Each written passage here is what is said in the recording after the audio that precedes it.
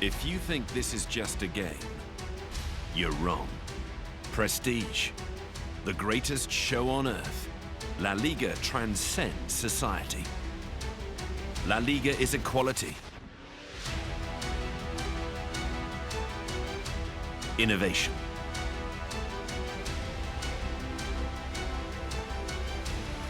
responsibility.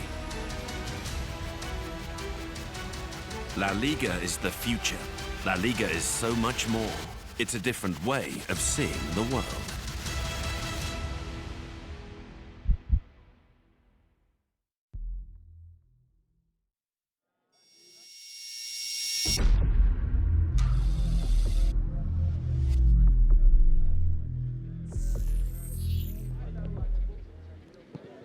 We're back at the Kenyatta Stadium in Machakos, round 14 of the Kenyan Premier League.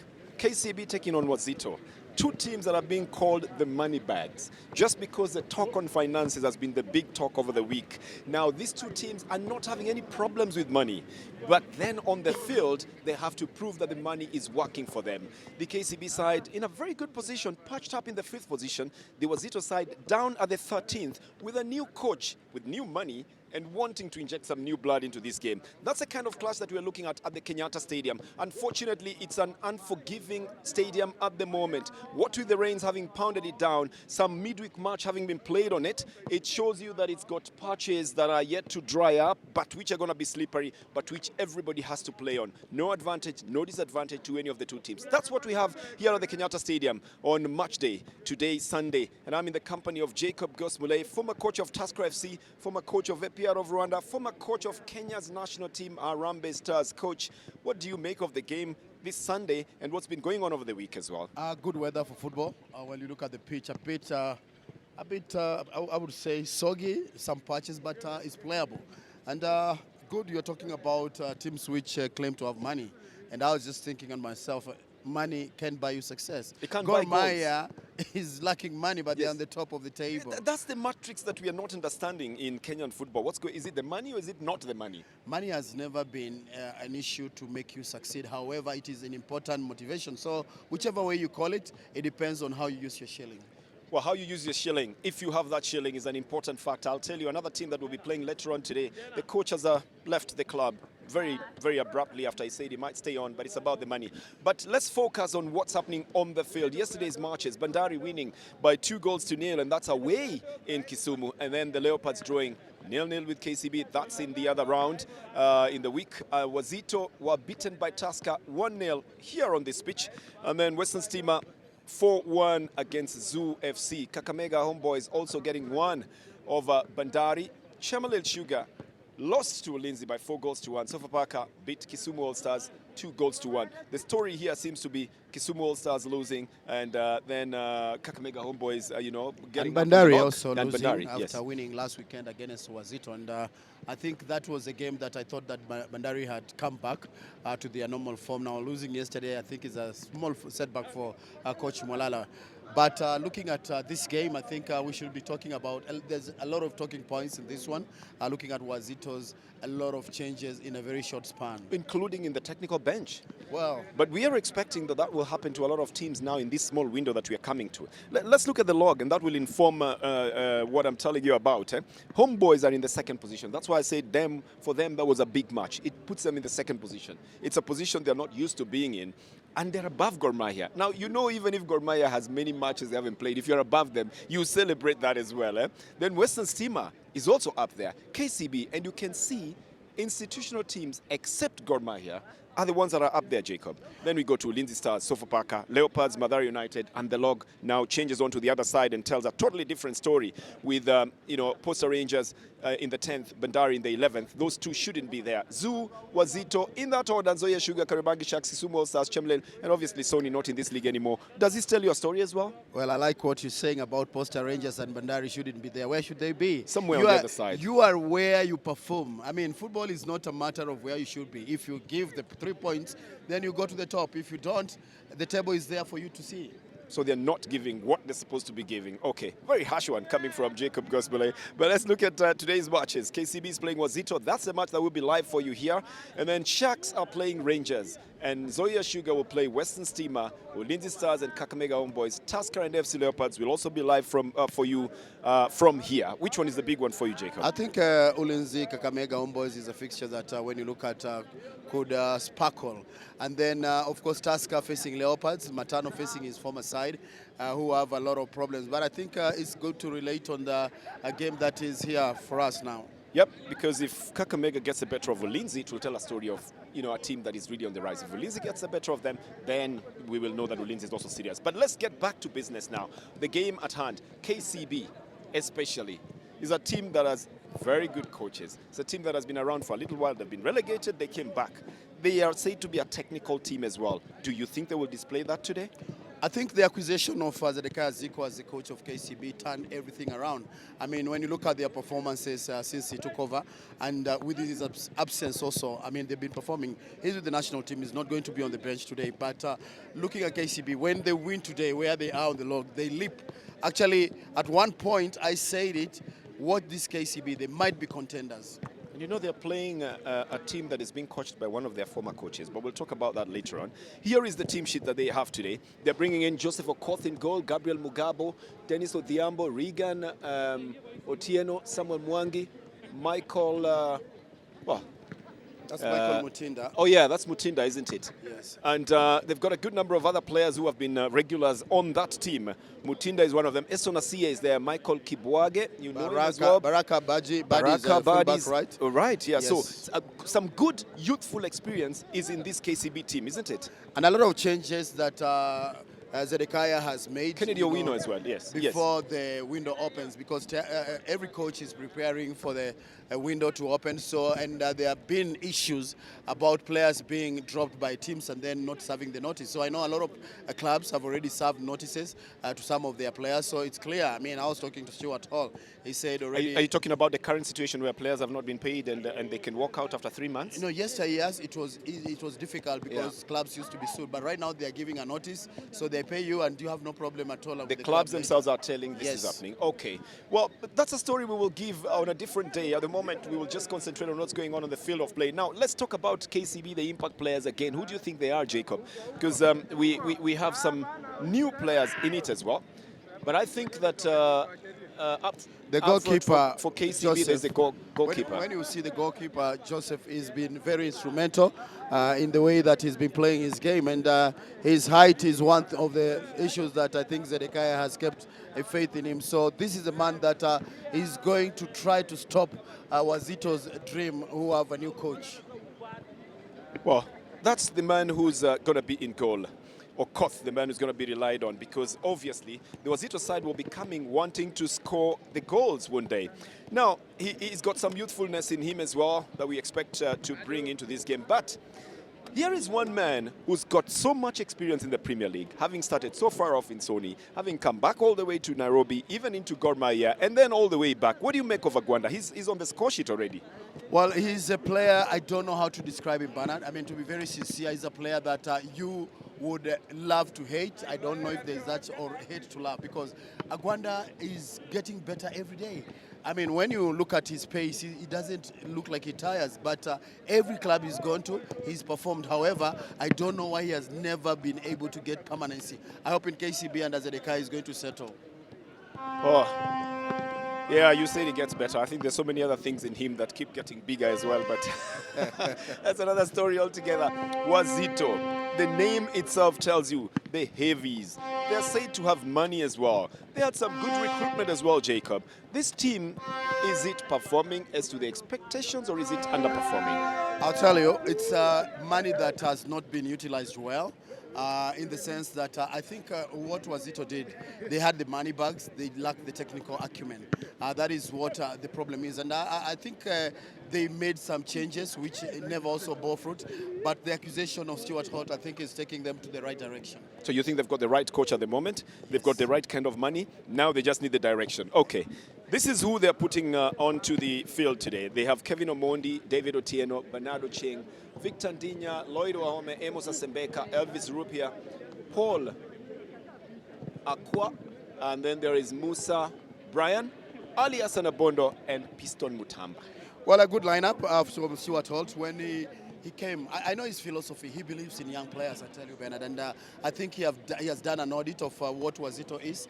And I think he's not very convinced that with the kind of players that he has, he'll be able to perform. But looking at that starting lineup, I think the man to check on mostly Kevin Omondi in goal will be very vital for the side. Then Elvis Rupia's nod for Stuart Holt to give you that starter position, I think is something else. And also Piston Mutamba has been another player that he believes in. Okay, you have just mentioned it because those are the players that I think will also make an impact in today's game. Let's start with Ali Hassan Abondo. Full names, Victor Ali Hassan Abondo. He's been here, you know him, he was a Tusker. He's moved to Gor Mahia, moved out of the country, he's come back, and he's come back to the Wazito side. I remind you his name in Gor Mahia was called Tiagas.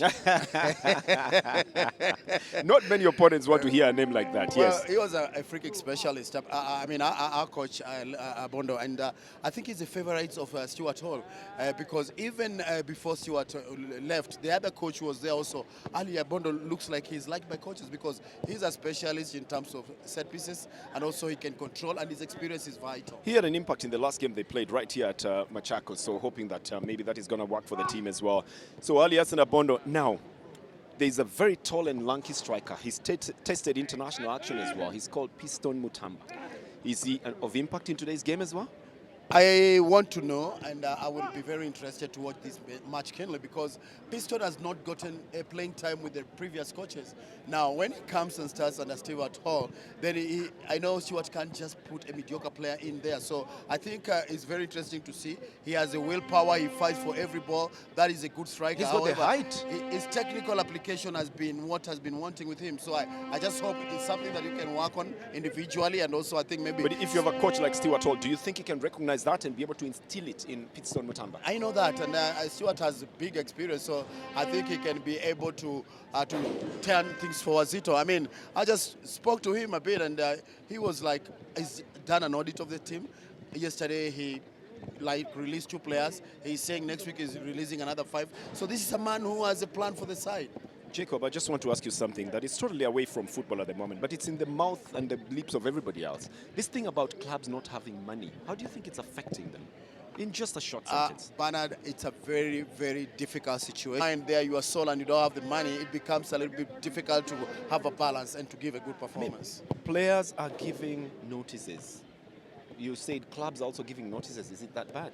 I want to be very optimistic. I want to say that this is just a phase that we're going to pass through. And I think sooner or later, things are going to change for the better. Okay, Jacob, you call this match now. Who do you think takes 3 points from this game? KCB or Wazito? It's a difficult bet, but I put my money on KCB. Let it go back to the bank. Well, Jacob, thank you very much. That's the best place to put his money, he says, in a bank. But that's only if you're saving. When it comes to football, you never know what happens in 90 minutes. You've got to watch out and see whether or not the other side will get the better of the one. But we have to wait for 90 minutes to see exactly who's going to take the 3 points out of this one. Right now, for you from the Kenyatta Stadium in Machakos, it's KCB versus Wazito, and it's live on your screens.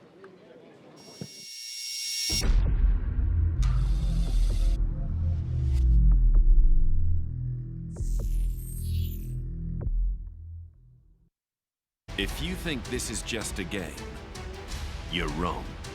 Prestige, the greatest show on earth, La Liga transcends society. La Liga is equality, innovation,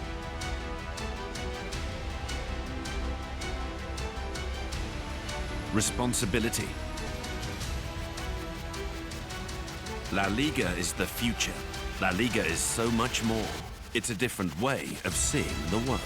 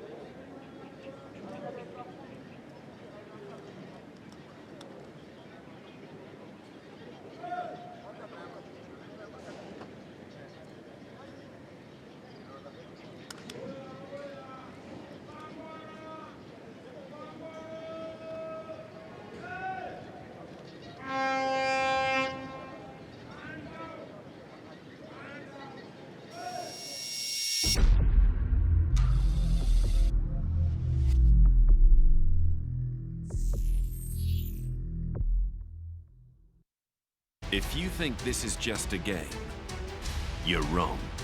Prestige, the greatest show on earth, La Liga transcends society. La Liga is equality, innovation,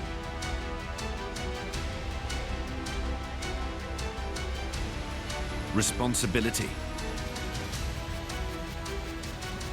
La Liga is the future. La Liga is so much more. It's a different way of seeing the world.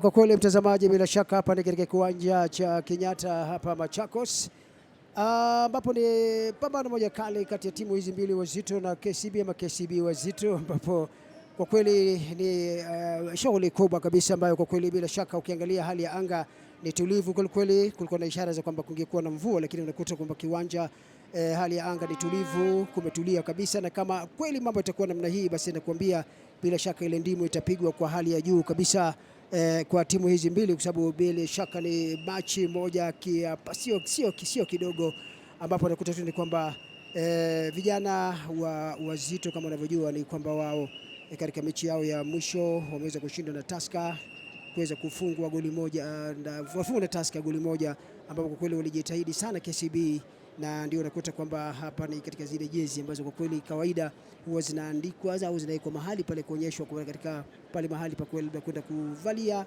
na huwa zina mahali zinawekwa pale kuona kwamba namna gani hapa uliingia kwa mbwembwe vijana hawa KCB, ambapo kwa kweli ni timu ambayo bila shaka ina shughuli kubwa kabisa hivi leo. Maanake ni mechi ambayo ni timu ambayo sasa hivi inafundishwa, mkufunzi ambaye sasa hivi yupo kwa Tanzania, lakini hapa shughuli inafanywa vizuri vile vile yule msaidizi wake ambaye kwa kweli bila shaka naye pia kajitahidi sana. Mpaka sasa hivi ni wengi kwa wanafikiria kwamba ingefanyaje Godfrey huyu Oduor ambaye ndio anashikilia, lakini ni kwamba anafanya kazi nzuri mpaka sasa hivi, na ni kwamba wapo katika nafasi nzuri sana vijana hawa. Kwa hivyo ukiangalia ni mavazi tu yale ambapo ni juu ya Wazito na vile vuingia hasa kuingia kwa KCB, na sasa wanaingia Wazito nao.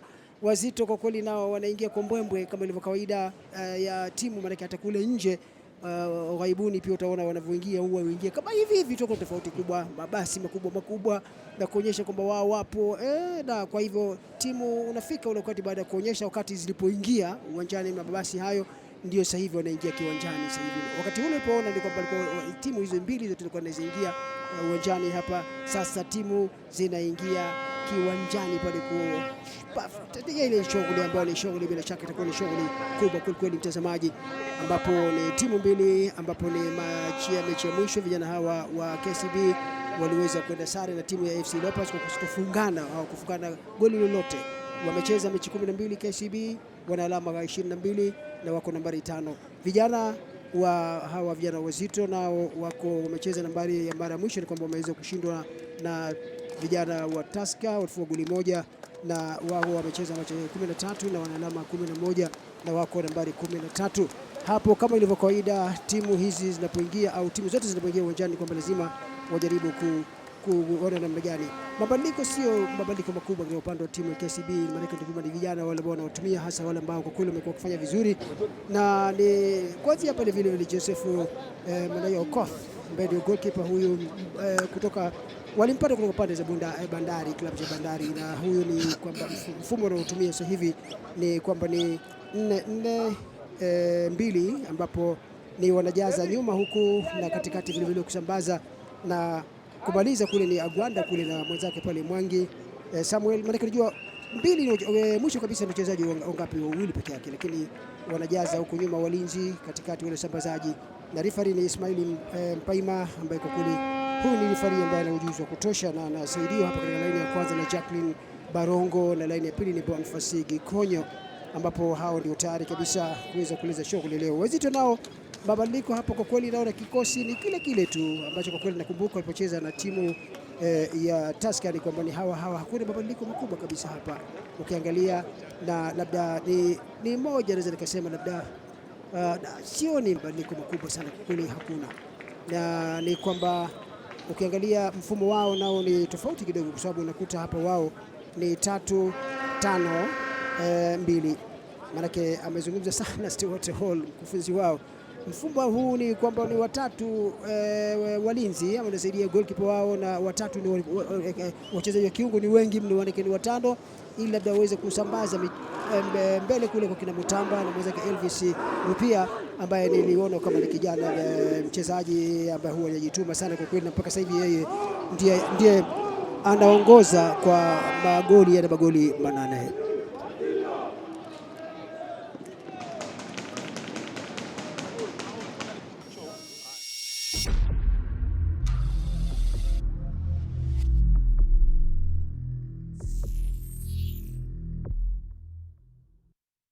If you think this is just a game, you're wrong.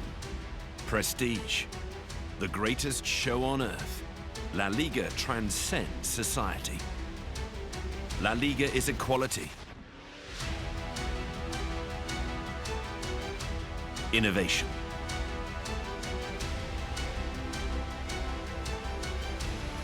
responsibility, La Liga is the future. La Liga is so much more. It's a different way of seeing the world.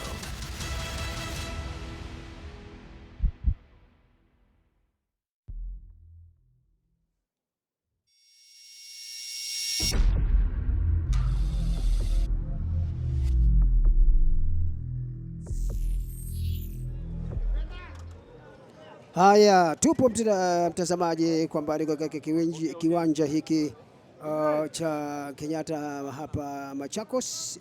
Mpaima kama ilivyo kawaida, yeye maana ni mpulizaji wa firimbi ambaye huwa anajiamini sana, na kwa kweli huwa ana mchezo kiwanja. Bila shaka ni shughuli kama hii ndio inaanza. KCB na wakizana Wazito, ambapo katika mechi yao ni kwamba KCB wao waliweza kupata sare bila ya kufungana na timu ya FC Leopards, na vile upande wa vijana wa Wazito waliopoteza mechi yao wakishindwa na timu ya Tusker kwa kufungwa goli moja kwa bila. Kwa hivyo ni shughuli kubwa kabisa hivi leo, ambapo ni muhimu kwa kila mmoja. Benedict Tieno pamoja na Jacob Ghost Muleo kwa upande wa Kiingereza, ambapo bila shaka ni wanaletea matangazo haya, na upande wa Kiswahili ni mimi Ali Salim Manga pamoja na kijana Seth Osensedio, ambaye kwa kweli kijana huyo ni wale chipukizi tu. Bila shaka utapata vitu vyake ambavyo kwa kweli amejiandaa vilivyo kuweza kuwaonesha pale vile mambo namna gani. Ngome inaanza kwa kasi kabisa, kwa sababu unakuta kila mmoja ni lazima ashinde, kwa sababu timu hii ya KCB ambayo hii ni timu ambayo kwa kweli inaingia kwa kishindo kama tunasema mwaka huu.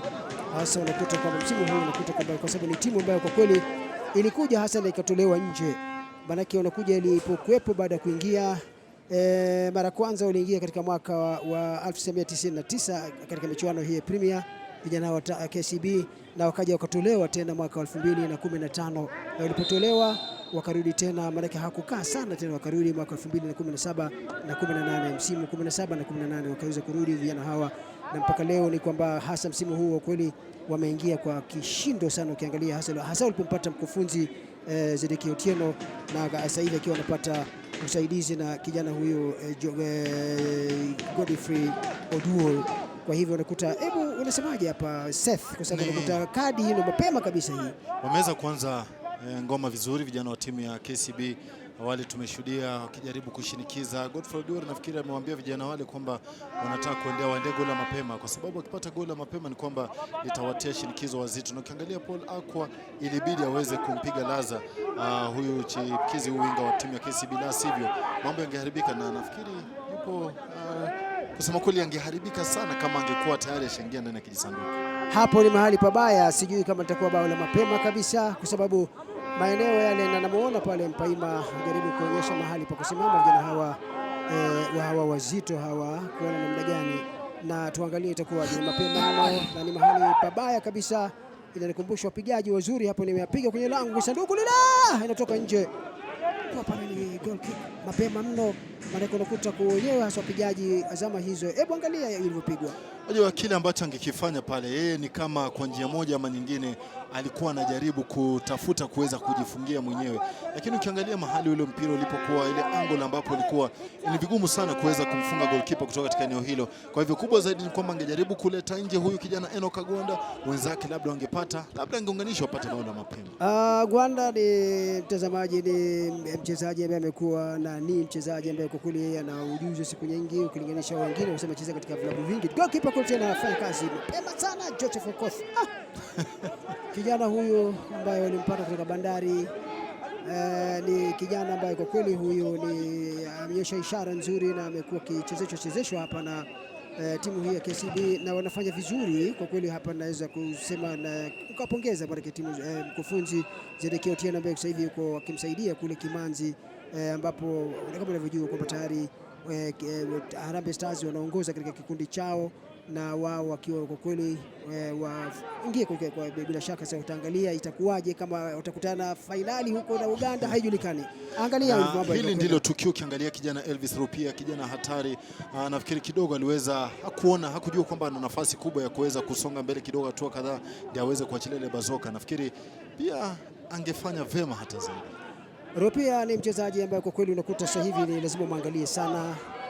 Anaingia kwenye sanduku mapema, unaelekea cross kule sana, pasha ngoma ile toka nje. Kona ile mapema Maana naona Gwanda, naona ameleta, hebu angalia tena chengi cha wasipomchunga huyu mchezaji Mwangi, huyu mchezaji hatari. Agwanda naye alikuwa na ngoja. Wasipowachunga hawa wawili pamoja na kijana Regan, na kuambia pataharibika kwa Wazito mapema. Kona mtazamaji, unaiangalia sasa hivi dakika 4 mapema mno, lakini mashambulizi sana unakuta walianza huku na wakamaliza vijana Wazito kule, tena wamerudi tena hawa KCB. Tuangalie itazalisha nini kona hii, pigwa fupi ile tu, bado hapo katika eneo hilo pia kwa kichwa kule, goalkeeper anakamata kule. Hapa mtazamaji, angalia shambulizi kona ilivyopigwa, nafasi nzuri, mpira amecheza kuchagua vema, kichwa kizuri, goalkeeper alikuwa mahali panapofaa.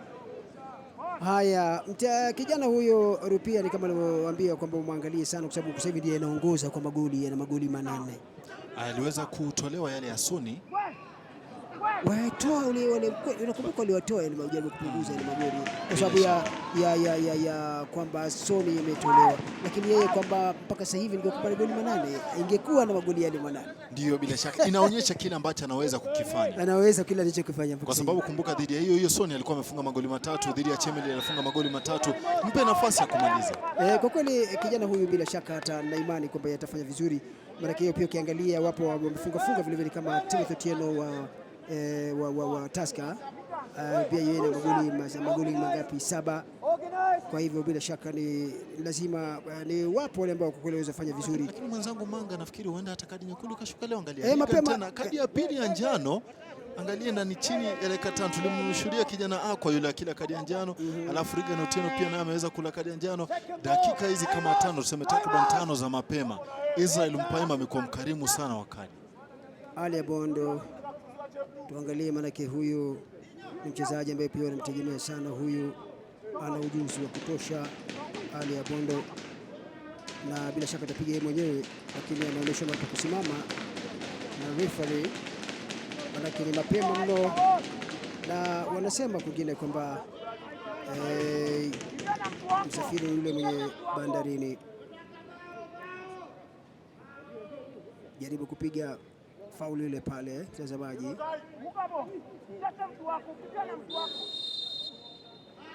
Anainua mpira ule kwenye lango, lakini haikuwa hivyo ilivyokuwa kitaka, na unajikuta tu kwamba ni mvutano vile vile. Nafikiri amekosa ule ufundi wa kuchonga ule mpira, kwa sababu palikuwa mahali pazuri. Wachezaji kama kina Piston Mutamba, kina Elvis Rupia walikuwa wanangoja tu waweze kupata nafasi. Wameotea. Mtazamaji, ni kwamba bila shaka unaona ngome hii inaanza kwa kasi sana, na kila mmoja na moto na kuhakikisha tu kwamba yeye anafanya vile ambavyo anataka. Timu hizi mbili zote, yani vijana hizi mbili, ni kwamba hebu tuangalie shambulizi kwanza. Hebu niangalie ile shambulizi lilivyokwenda. Tazama, ilikuwa nafasi nzuri ambayo alikuwa amebuni yenyewe, lakini yule mwenyewe alikuwa ameotea. Alafu jambo moja mwenzangu hapa Salim Manga ni kwamba hawa vijana wanakosa mchezaji yule Omurwa kule nyuma, lakini angalia kwamba bado kuna wale ambao wamesimama na kuonyesha kwamba wanaweza. Mzungumzie David Otieno, mzungumzie Bernard Ochieng, Lloyd Wahome, na nafikiri wakati ambapo mchezaji kama yule ametoka, basi nafasi kwa wengine kufanya vema. Odur naye anajua kwamba kikosi kipo katika hali shwari, atafanya nini? Atakimotisha ili angalau waweze kupata alama ya 7 katika mechi 3. Mechi hii ya leo, mtazamaji, kwa kweli ni muhimu sana kwa timu zote mbili. Unajua kwamba vijana wa KCB kama nilivyokudokezea tu kwamba hii ni timu pia wanajua kuja kuingia na kutoka, na Wazito vile vile wao pia wanajua ile kwamba wanaweza kuingia na wakatoka, kwa sababu walikuja wakarudishwa nje, sasa wakarudi tena. Kwa hivyo wameingia kwa kishindo, hasa kifedha, naweza nikisema hasa kiuwezo, ni kwamba wao wanajiweza, lakini sasa wao wanajua kwamba kujiweza kifedha, lakini tofauti na kujiweza na kupata alama zile. Ndio nasema kitanda unaweza kukinunua, kitanda chote kiwe gali, lakini usingizi huwezi kununua. Fedha zitakusaidia uweze kununua nyumba, lakini si makao. Asante sana Seth. Seth anasema unaweza kuona kitanda kikubwa cha nafasi, lakini usingizi unageuka tu huku, kuna usingizi. Kwa hivyo vijana hawa ni sawa na vile, kwa sababu unakuta wanaokosa usingizi na imani, kwa sababu hawapati. Mkufunzi hapa Stuart Hall amesema kwamba sawa. Kwa hivyo vijana lazima wajitume, kwa sababu ndio kila kitu kipo, posho ipo, na lakini kitu kwamba nafasi wa kwamba hawajamridhisha kwa sababu wanasema hasa mechi ya kwanza hii walipo. Hebu angalia shambulizi nyingine. Tukio nzuri, ukiangalia Ndinya yule alikuwa anajaribu kutafuta wenzake, lakini ule mpira haukwenda vema kabisa na kumpata Rupia. Na ukitaja hilo mwenzangu Manga, ni kwamba tayari wameweza kupoteza wakati ule ambaye alikuwa ameotea. Kuna tetesi kwamba Sibo Mana ameweza kuachiliwa, mchezaji kule Karim Nizigimana, goalkeeper yule Gad Matthew, wachezaji ambao ndio walikuwa wazuri, lakini nafikiri pia hawajaonyesha ubora wao. Hili ndilo tukio ambalo limefanya yule refa kuinua kile kibendera. Ndio, unajua nidhamu sana kitu muhimu sana katika michuano, na unakuta mara nyingi utakuta kwa mchezaji kwa mfano kama hawajitume kwamba na uletwa pale posho ipo na lakini wewe hutoi vile unavyotaka, na amezungumza Stewart Hall maana mechi yake 4 hii.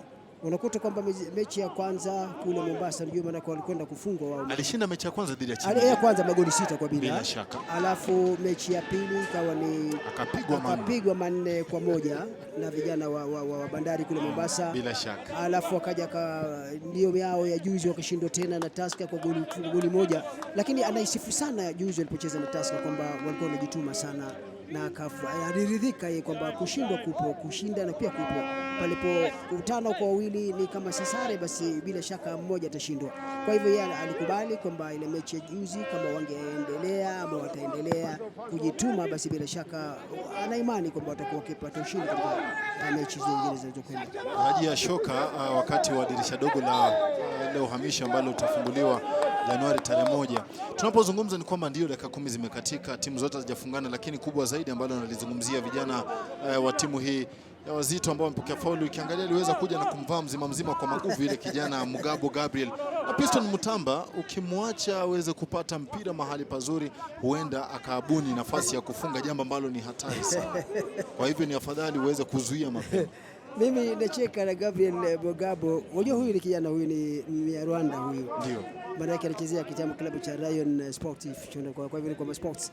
Na huyu ni maana yake unakuta kwenda kumpanda mgongoni kabisa kwamba kama kuuliza unakwenda wapi. Tuangalie atakwenda kurusha mpira wapi, mbele golini kule, lakini ngome ile ambayo wako kina wa Baraka Badi ambaye huyo alimpata kutoka klabu cha Thika United. Vile vile kuna vijana maana yake Linda kule tennis Odhiambo Sofapaka amechezea timu hiyo, pamoja na Mike Kiblage ambaye pia amechezea FC Leopards. Hawa unakuta wamejaribu kumlinda sana goalkeeper Joseph Okoth ambaye ni yupo chonjo kabisa, na imani kwamba kila leo mechi leo ni muhimu sana kwa kila mmoja kusema. Unajua kona tuangalie. Nafikiri ile kona imechanjwa, lakini si kwa njia ya kuridhisha. Mara nyingi wanasema mpira mzuri wa kona unafaa kutua katika eneo la maguu yale 6 ama labda akienda sana 12.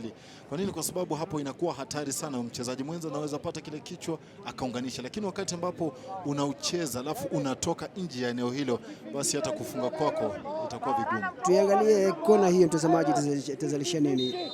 Upande wa mashariki mwa kiwanja inapigwa kwenye lango lile, jaribu kuunganisha kapaisha ngomeli nje na kwenye goal kick. Dakika mtazamaji unamuona lazima wamwangalie sana. Rupia ni mchezaji ambaye ni hatari sana huyu, kwa sababu ukiangalia hasa ni kwamba yeye kama alivyogusia na tukawaambia kwamba yeye ukimpatia nafasi anafunga tu bila shaka na kumaliza. Maana kanyang'anywa magoli mengine ambayo kwa kweli kafunga wakati wa, lakini kwa sababu ya kutolewa kwa Soni na ndio ikaweza kufanya kidogo, lakini bado tu ni kwamba mchezaji hatari. Na kumbuka ile mechi alipocheza ya mwisho alipocheza na Tusker akashindwa goli 1-0, alijituma sana kweli. Ilikuwa na kosa hasa wale wenzake wasaidizi pale kwenye safu ya ushambuliaji, lakini alikuwa ni hatari sana. Na kwa ujumla mkufunzi Stewart Hall ni kwamba aliwasifu sana, kwa sababu huyu ni mkufunzi ambaye ana ujuzi wa kutosha, na ambapo amefundisha vile vile timu ya kule Tanzania Simba vijana wa nani Azam alifundisha Azam. Na nakumbuka mwaka 2015 aliwezesha Azam kuweza kuchukua ubingwa kwa mara yao ya kwanza, kombe la Sakafa ya vilabu. Unakuta kwamba nakumbuka wakishinda tena Gor Mahia magoli 2-1 pale Dar es Salaam. Kwa hivyo Tanzania ni kwamba ni mkufunzi na pia alikuja hapa kwetu Tanzania Stewart Hall na akaifundisha timu ya Sofapaka kwa muda mchache, alafu akarudi tena wakamtaka baada ya kutoka vijana hao vijana ulivyowataja Tanzania wale wa Azam ndio. Azam tupo pamoja. Alafu kwanza unajua alikuwa pale. Ndio. Matokeo hayakuwa mazuri. Hayakuridhisha. Wakakasirika sana. Unajua pale wana pesa wale nani Azam hawana mchezo. Wakamtimua. Sasa ndio wakamchukua Sofapaka na alipokuja hapa wakaona mbona nichukuliwa kule, wakamchukua tena. Na walipomchukua safari hiyo alifanya vizuri sana. Alikwenda kule na akajaribu kwenda kuifanya timu hiyo kuweza kushinda hiyo Sekafa kwa klabu hicho cha Azam kwa mara ya kwanza katika historia hasa michuano hiyo Sofapaka ya Sekafa. Kwa hiyo na ndio ikawa yeye yupo na sasa hivi Kenya wamemwona, mjua, ndio waweza kuona kwamba atafanya nini. Asilimia inakuambia nini? Ukiangalia ni kwamba inaeleza wazi KCB kwamba KCB wameweza kutulia, wanaonana. Hata ukiangalia zile pasi zao ni za kihakika, na hii ilikuwa inatarajiwa. Kwa nini? Kwa sababu Wazito wapo chini ya shinikizo, nafasi ya 13 wapo chini ya shinikizo, wanaogopa kufungwa mapema. Kwa hivyo hata kule nyuma ukiangalia mipira yao mingi wanaifurusha mbele, lakini KCB wanajaribu kupanga ile mipira kutoka nyuma, wanatulia, wanajua fika kwamba kama watapanga ule mpira wakwende hatua baada ya nyingine, basi kuna uwezekano wa kupata goli la mapema. Mtazamaji, vijana wa KCB kwa kweli ni wao wenyewe tu wakati wao sasa, kwa sababu lengo hasa vile jinsi wanavyocheza ni kwamba ukiangalia ilivyo ni kwamba ile wako nambari 5 kama unavyojua, na ni kwamba wao wamepoteza mechi 2 peke yake tu, yani mechi 2 tu wamepoteza, wamepata sare 4 na wakashinda mechi 6 na alama zao ni 22. Na ukiangalia vijana hawa Wazito nao bado ni wazito, kwa sababu wao hasa ukiangalia wamepoteza mechi 6 na ni kwamba wamepoteza 6 na ni kwamba wapata sare pia sare nyingi mno 5 na wameshinda mechi 2 peke yake tu. Kwa hivyo ni kwamba na alama zao ni 11, na ukiangalia vile walivyo, uwezo ulio kwamba upo, lakini ukiangalia matokeo ndio tatizo. Maana mpaka hivi kwamba hii mechi kama hii unakuta kwamba ni muhimu sana na kwao ni lazima, kwa sababu kulingana hizo mechi, maana ukikuta ni kwamba ukiangalia hiyo mechi ya Bandari FC walipocheza na Tusker, bado mpaka leo Tusker haijaridhisha, maana kule kushinda ndio muhimu. Bila shaka lazima wajitume, lazima wahakikishe kwamba wanafanya vema, na walivyotaja ni kwamba hawa vijana Wazito shida yao mara nyingi imekuwa kule katika ile ngome ya ulinzi, kwa sababu ukiangalia ndio wamefunga magoli 15 lakini kufungwa magoli 17 hapo kuna tatizo mahali. Maana ukiangalia magoli ambayo wamefungwa wao Wazito hasa ni magoli, na unakuta wamefungwa magoli chungu mzima, wamefungwa magoli 15 magoli 17, goli 17 wakafunga 15. Sasa unaona unafungwa magoli 17 unafunga 15. Sasa unakuta bado ni pale pale tu. Kwa hiyo ni lazima wajichunge sana na wajaribu kuzuia na wafunge, sio kuzuia tu, sio kwamba kule wao unafunga alafu unafungua tena. Kwa hivyo nafikiri walinzi wao lazima wafanye. Angalia shambulizi lilivyokwenda hili. Kiangalia ilikuwa nafasi ya wazi au waweze kucheza ule mpira kutikisa nyavu, lakini kijana Gwanda pale pamoja na mwenzake waliweza kubanwa kabisa, na nilivyowatajia ni kwamba huyu Mwangi wasipomchunga atawaliza. Kwa nini? Kwa sababu ni mchezaji ambaye ana busara, ana hekima ya kuweza kwenye nafasi kule mbele. Kwa hivyo utafikiri beki kwamba ameweza kumtia mfukoni, lakini beki utanabai kumbe kijana yupo peke yake katika nafasi bora kushinda. Stewart Hall anajua fika kwamba ili vijana wake watulie lazima waweze kupata bao. Stewart Hall na anavyozungumza yeye, kwa kweli unamuona ni mchezaji mkufunzi ambaye anajua anachokizungumza, na ukiangalia pia ule mpira anaocheza Wazito, mimi kwa kweli mechi yao ya mwishoni kwamba walijituma sana vijana hao, hasa ukiangalia kijana pia alikuwa anajituma sana, na kupata wasaidizi ni kwamba hata mechi leo pia utaona ni kwamba ndio sasa hivi ishara zinavyoonyesha ni kuona kwamba wanakwenda sana hawa vijana KCB, wanakwenda mlangoni kule kwa lango la vijana hawa Wazito. Kwa hivyo ndio nakuta kila mmoja anakuwa na wasiwasi mambo namna gani. Na ukiangalia jambo ambalo pia limeweza kuvutia Wazito, kufikia sasa wanatumia yule mchezaji Ndinya kama yule wingback pamoja na mchezaji Paul Akwa, wameweza kubana kuweza kujaza kile kiungo cha kati, kuhakikisha kwamba wale KCB hawapenyi virahisi, na jambo kufikia sasa alifanya hili ndilo tukio ambalo limeweza kupelekea refa kuweza kupatia wanabenki mpira wa adhabu. Na bila shaka mtazama hapa ni mwenyekiti wa KCB Bwana Ogola, amekuja kuangalia jinsi ambavyo vijana wake wanapiga. Nafikiri vijana hawataki kumwangusha mwenzangu Salimanga hapo, wanasema kwamba lazima hatutaki posho liweze kupunguzwa. Manake wajua hii ni KCB na unajua kila mmoja lazima waangalie takavyokuwa mambo namna gani. Manake unakuta timu zote KCB ni kali mno. Ndio.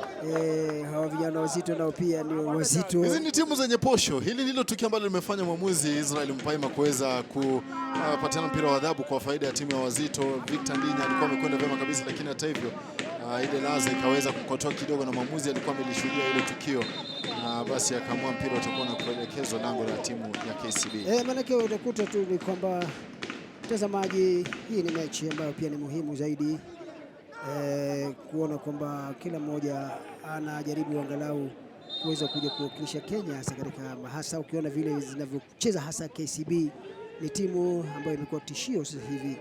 Ni timu yote ambayo inakutana na wao lazima basi wajaribu kujitayarisha vizuri, kwa sababu sio mchezo. Maana nafikiri mechi yao ya pili baadaye itakuwa baada ya mapumziko kidogo. Ndio. Nafikiri watacheza na timu ya Madhare, nafikiri tarehe 4, ambayo pia bila shaka itakuwa mechi Januari ile mwaka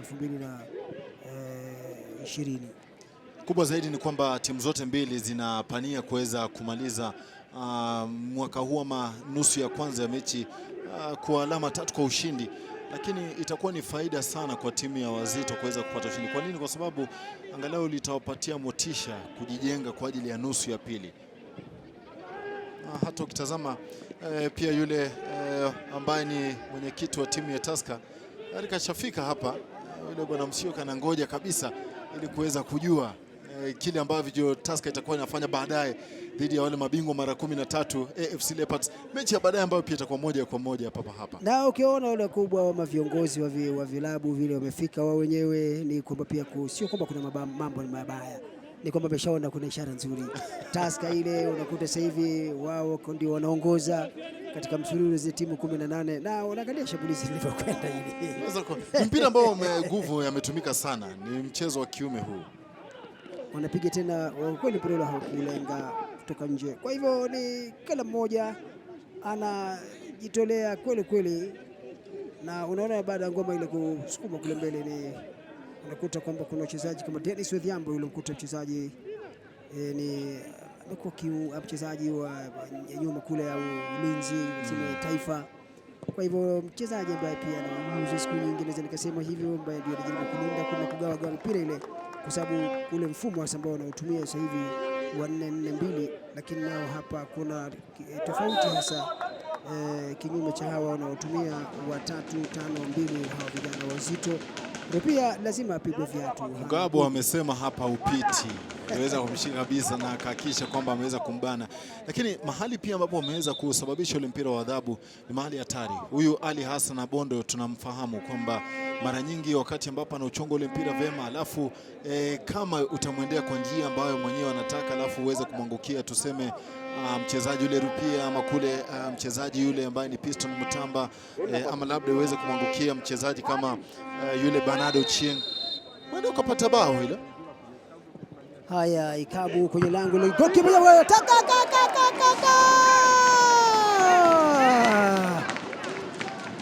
goalkeeper hapa kwa kweli alivyokwenda, alikwenda kivyake tu kwa kweli, unakuta manake hakwenda vile hasa ambavyo kwa kweli kunatakana, kwa sababu unakuta kwamba Wazito wanakuwa Wazito sasa hivi mapema kwa kijana huyu Wahome, huyu Lloyd Wahome, manake aliingia kwenye lango lile na funga bao lile. Jambo moja ukiangalia ni kwamba hakusoma ule mpira kwa njia nzuri, hakusoma jinsi ambavyo inavyopaswa kuwa, na ndio sababu alikuja huyu mzima na kuhakikisha kwamba ameweza kupata ule mpira kijana Lloyd Wahome, alikuja pale na kuhakikisha kwamba ameweza kuzamisha kile kichwa nyavuni, na kusema kweli ni goalkeeper hapa ambaye analaumiwa 100% kwa sababu yeye mwenyewe anatumia mikono. Ule mpira umekuja, upo angani. Kama goalkeeper hakikisha kwamba umeupata ukautoa, lakini yeye mwenyewe ameweza kumpatia Wahome nafasi nzuri sana ya kuweza kufunga bao virahisi. Lloyd Wahome, mtazamaji, alikwenda mzima kabisa kule, manake goalkeeper mwenyewe pia katika ile hesabu zake zilikuwa si nzuri. Wazito goli moja, KCB bila. Bila shaka nafikiri yule bila shaka ni kwamba ameona makosa yake goalkeeper, kwa sababu aliruka bila kuelewana na wachezaji wake wale wa nyuma, kwa sababu unajua katika ule mfumo wa wengi ni wengi mle pale, kutoka pale palikuwa na wachezaji wanne nyuma kule, wanne tatu wale wachezaji wa kiungo. Kwa hivyo kulikuwa ni wengi wamekwenda pale kuzuia tu, kwa hivyo bila shaka kutakuwa na mchanganyiko, kila mmoja anataka kuzuia mpira ule, na goalkeeper naye kwenda bila kuzungumza. Maana unajua maarifa, mimi nakumbuka goalkeeper nakumbuka wakati kuna vilabu vingine kama mfano Mahmud Abbas kuna FC wakati ule alikuwa kwa kipiga kelele zake kule, unasikia ukiwa upande mwingine kule. Ndio. Kwa hivyo wengine hunyamaza tu vile, anakwenda ruka tu. Sasa unakuta si vizuri. Hilo ndilo kosa la kwanza. Alafu la pili, wale mabeki wakahakikisha hawakumtunza huyu kijana Lloyd Wahome vema. Tunamjua na uzoefu tangu wakati ule akiwa Tusker. Kijana ambaye anajua jinsi ya kufunga ile mipira. Alafu jambo la mwisho, makosa kupatiana mipira ya adhabu katika eneo la hatari. Wakati Ali Abonda amekwenda kuchonga ile mpira, nimekueleza nini? Kwamba kama itamkubali huenda akina Lloyd Wahome, akina Piston, akina Rupia watafanya mambo, na tayari Lloyd Wahome amefunga bao. Ni goli mapema ambalo litatuliza vijana wa timu ya Wazito. Kwa kweli na ni mechi pia kama nilivyosema ni muhimu kwa timu zote mbili, kwa sababu Wazito kama nilivyosema ama tulivyoambia ni kwamba nambari 13 wao wana alama 11, na ikiwa basi wataweza kupata ushindi vileo watakuwa na alama 10 ngapi? 14. Bila shaka. Ambapo watakwenda bila shaka, itategemea na Zoo Kericho itafanya nini, lakini watakwenda kuruka mpaka kwenda kujiweka katika alama ya 12. Watakwenda maanake sasa hivi Wazito wako nambari 13, kwa hivyo wataruka vijana wa Zoo ambao kwa 12 wakiwa na alama 13. Bernard Ochieng, kadi ya njano, ili tukio ambalo imepelekea mwenyewe kupata kadi. Aliweza kuja mzima akamvaa huyu Badi Baraka, na ukiangalia ni kwamba alistahili kabisa ile kadi ya njano. That was dangerous play, ni hatari sana ile. Kwa nini? Kwa sababu yeye mwenyewe ndio amemwona mwenzake amekuja akamvaa mzima. Kwa kweli majeraha kama haya mara nyingi huwa hatari sana. Kwa kweli kanyaga kijana huyu Baraka Badi.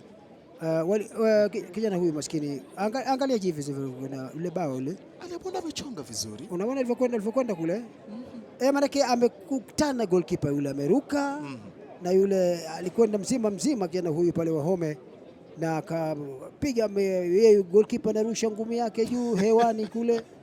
Alafu yeye anapiga kichwa, anamwambia wewe rusha ngumi huko juu na mimi ninapiga kichwa hapa chini, na pata bao hili. Nimekumbusha zama zake Victor Nyango. Na jambo kubwa zaidi, hata Franco Una anazungumza na wenzake angalau ametabasamu. Na unajua Ouna kitu ambacho pia kina cha na ilivyo ni kwamba Ouna ni kwamba Wazito na KCB anajifahamu vizuri sana, amefundisha hilo na amefundisha. Kwa hivyo nimkuta ni mkufunzi ambaye maana KCB yeye anavyofahamu vizuri sana. Waliweza kumtema, nakumbuka, baada ya wao kumaliza katika nje ya nafasi zile 5 bora, na hilo ndio jambo la kuna ukiangalia jinsi ambavyo washafanya hawa, kwamba Lloyd Wahome atafurahishwa sana na amefurahia kwa kile ambacho kinaendelea hadi sasa. Hapa mtazamaji, unamuona vile coach ama mkufunzi Stewart Hall analo la kuzungumza bila shaka, maana yeye ameguswa kidogo, maana ile kuona kwamba angalau tayari washapata bao la kwanza, na unajua maana wanakuambia msafiri ni yule aliyoko bandarini, kwa hivyo hana budi ya kuweza kufanya. Kwa hivyo ni kwamba hapo ni kila mmoja ana furaha, lakini bado tu ni kwamba ndio mwanzo tu walika mkoko unaalika maua. Jaribu tena kupiga ikabu ile kwenye sanduku lile la vijana hao, lakini referee anasema twende kazi, piga penalty nyuma kule. Nipa nikupe dakika, ukiangalia ni 28 kama nilivyokuambia, na kama ulivyoona mpaka sasa hivi ni 1 kwa Wazito. na vijana hawa wa KCB wanajituma kweli kweli, lakini kuona kwamba je, itakuwaje? Maanake ikiwa itakuwa hivyo kwamba Stewart Hall itakuwa katika mechi yake hii ya 4, basi atakuwa angalau mechi labda hizo 4 ashinde 2, itakuwa sasa kidogo atakuwa anaweza angalau kupata usingizi, kwa sababu itakuwa angalau mechi 4 ukishinda 2, ndio si uwezi ukalaumiwa sana.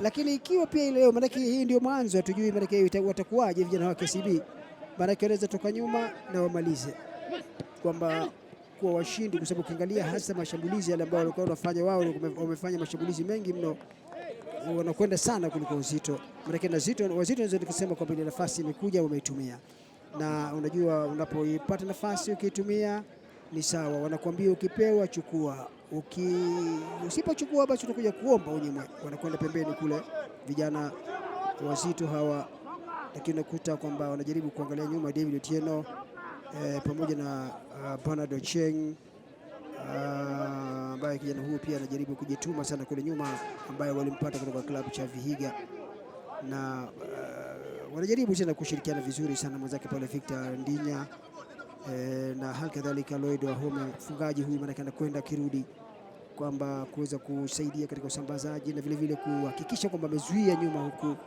na hakuna kitu ambacho kitapita, kwa sababu kama kulingana hasa na mfumo wao ni wengi mno katikati pale, 5 3 nyuma huku kumlinda goalkeeper wao kijana huyu Kevin Onyango Odhiambo Omondi, yani Onyango Omondi.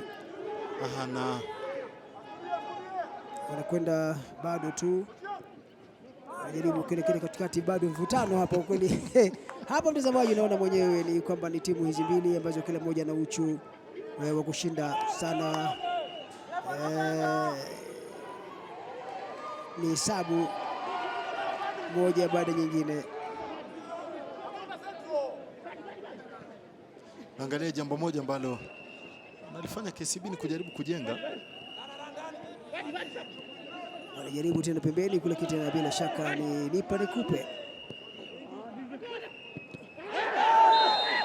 Hapa kuna penalty hapa mtazamaji, maanake referee Mpaima alikuwa karibu sana, na unajua unapokuwa karibu maanake aliunawa kijana huyu Brian Musa huyu, maanake ukiangalia aliunawa Musa huyu, ingawaje alijaribu kushika mikono wakati amechelewa, lakini kwa tayari ilikuwa ameugusa mpira ule. Sasa tumwangalie eneo kwa Gwanda, maana kila kitu ataka yeye.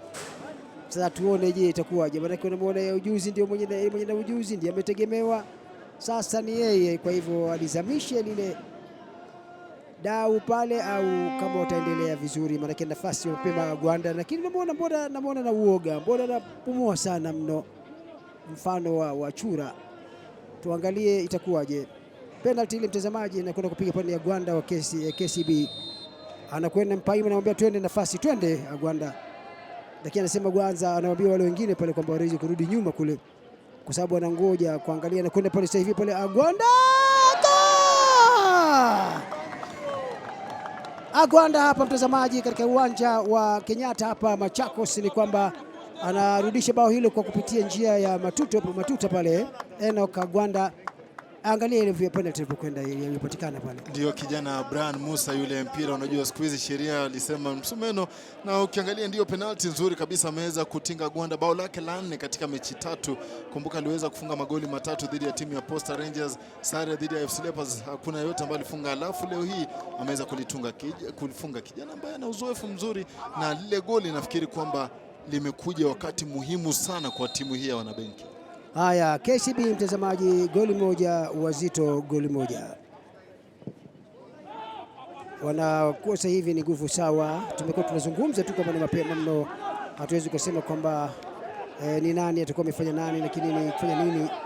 Lakini ukiangalia ni kwamba mashambulizi yako katika kila pande zote mbili, na ni jinsi ya wanavyoanza nyuma, ni kwamba wana uelewano tio kwenye sanduku lile, lakini ngome ile kataa ambayo imejengwa na kina Otieno hapa pamoja na kina Matake Victor Ndinya anajaribu kupanda kishuka huyu pamoja na Cheng Bernard, lakini kisha anajaribu pia saidia nyuma, lakini goalkeeper amekuwa mwepesi Joseph Okoth ambaye kijana David Oswe anaweza kunuka. Nakumbuka kitule kijibizana na mwamuzi na refa, basi kabidi aweze kufanya kazi na kadi ya njano ambayo tunaishuhudia. Anakuwa mchezaji wa 3 kwa timu ya Wazito kula kadi ya njano, kwa sababu kulikuwa na Paul Aqua Bernard pamoja naye. Ni lazima wajichunge, na hili ni jambo ambalo na imani kwamba mkufunzi anaona yeye mwenyewe kwamba ni lazima ajaribu kuwaeleza kwamba hili ni hatari mno, kwa sababu kadi nyingine na nyingine ndi kwamba wanakwenda nje. Kwa hivyo unapata ile nyekundu, zile mbili hukaribisha moja nyekundu, na huwa si nzuri. Sasa namaanisha huenda asichezeshwe tena, kwa sababu ukiingia uwanjani na kadi ya njano tayari ni hatari mno. Maana mkufunzi yoyote huwa anakuta kuna hatari kumchezesha mchezaji kama huyo, kwa sababu akiingia na kadi sasa ni hatari mno. Kwa hivyo ni wachezaji kama hawa kujaribu kujeka mbali sana na vitendo kama hivi ambavyo kweli vinaweza kumuudhi au kumuudhi mkufunzi wake, mtu kwamba hapendi hivi mkufunzi. Kwa hivyo ni mechi hii, mtazamaji, imeshaonyesha wazi kwamba kutakuwa na uvutano mkubwa, kwa sababu ni bao limerudishwa mapema. Unamwona hapa mkufunzi huyu Godfrey Oduor yuko kwenye chaki pale kuhakikisha tu kwamba kazi inakuwa nzuri, kwa sababu bila shaka Zidane Otieno alimwamini kwamba yeye huyu ana uwezo, na kwa kweli ameonyesha pale hajafanya vibaya sana. Kwa sasa hivi anafanya vizuri, na mpaka mechi ya mwisho ambayo kabla hakuja mechi hii ni kwamba aliweza kupata sare bila kwa bila na timu ya FC Leopards. Na kadi nyingine nafikiri Mpaima pia naye sasa hivi anakuwa mkarimu kupita kiasi. Ndio ilikuwa ni kosa na ndio aliweza kumsukuma na sikatai, ndio ni kadi ya njano, lakini pia nafikiri kwa njia moja ama nyingine ukiwa mwamuzi sijui, labda najua mzee wangu umekuwa katika mzoefu sana wa mambo haya, hizi kadi nyingi mara nyingi za kwanza ni kama zinaharibu pia ladha kwa njia moja ama nyingine, hata kama anajaribu kudhibiti ile ngoma. Lakini kwa jumla unajua pia si vibaya alivyofanya, kwa sababu ni kwamba kosa ni kosa, na ndivyo hivyo basi tunavyoshuhudia. Ni mahali pazuri, na ndio akina Dennis Odhiambo najua kwamba wanaweza kufanya mambo na Samuel Mwangi angalau waweze kupata bao ambalo litaweza kuwapeleka uongozini dakika hii ambayo ni ya 36. Itakuwaje? Piga nzuri namna gani, goalkeeper fanya kazi. Naona maneno yamekutoka haraka pale. Ni kwamba hapa kwa kweli, mtazamaji, ni kwamba goalkeeper tayari alikuwa unaona ngoma ilivyokwenda pale, unaona kwamba yeye mwenyewe tayari alikwenda, alikuwa lengo lilikuwa ni kushika ule mpira na alikawa hivyo. Piga tena kwenye mbele sanduku, lakini wakataa nyuma, huku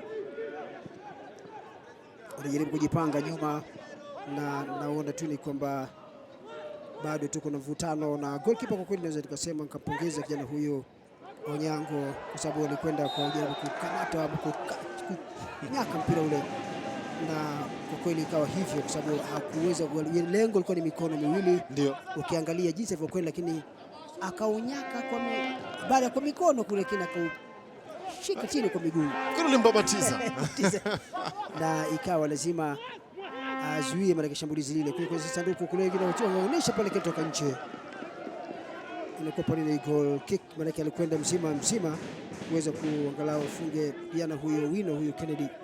Walimpata kutoka Nakuru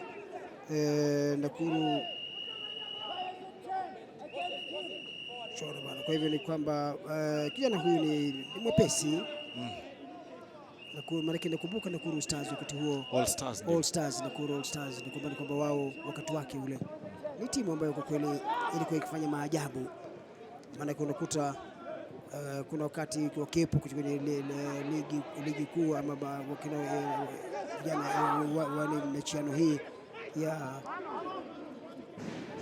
ligi kuu, ni kwamba Nakuru All Stars ni kwamba walikuwa ni wagumu sana.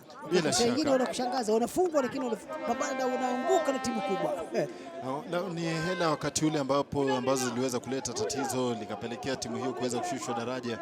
lakini walikuwa wachezaji wazuri, ilikuwa ni timu nzuri ile. Walikuwa na wachezaji wazuri sana vijana hawa Nakuru All Stars, na wakati huo walikuwa unaweza kukuta tu kwamba, nakumbuka pia kuna wakati walichukua alama 3 kwa Gor Mahia, na wakati huo Gor Mahia ilikuwa haikushikiki kabisa, lakini watu wakashangaa pale Nakuru pale. Hali inakuwaje?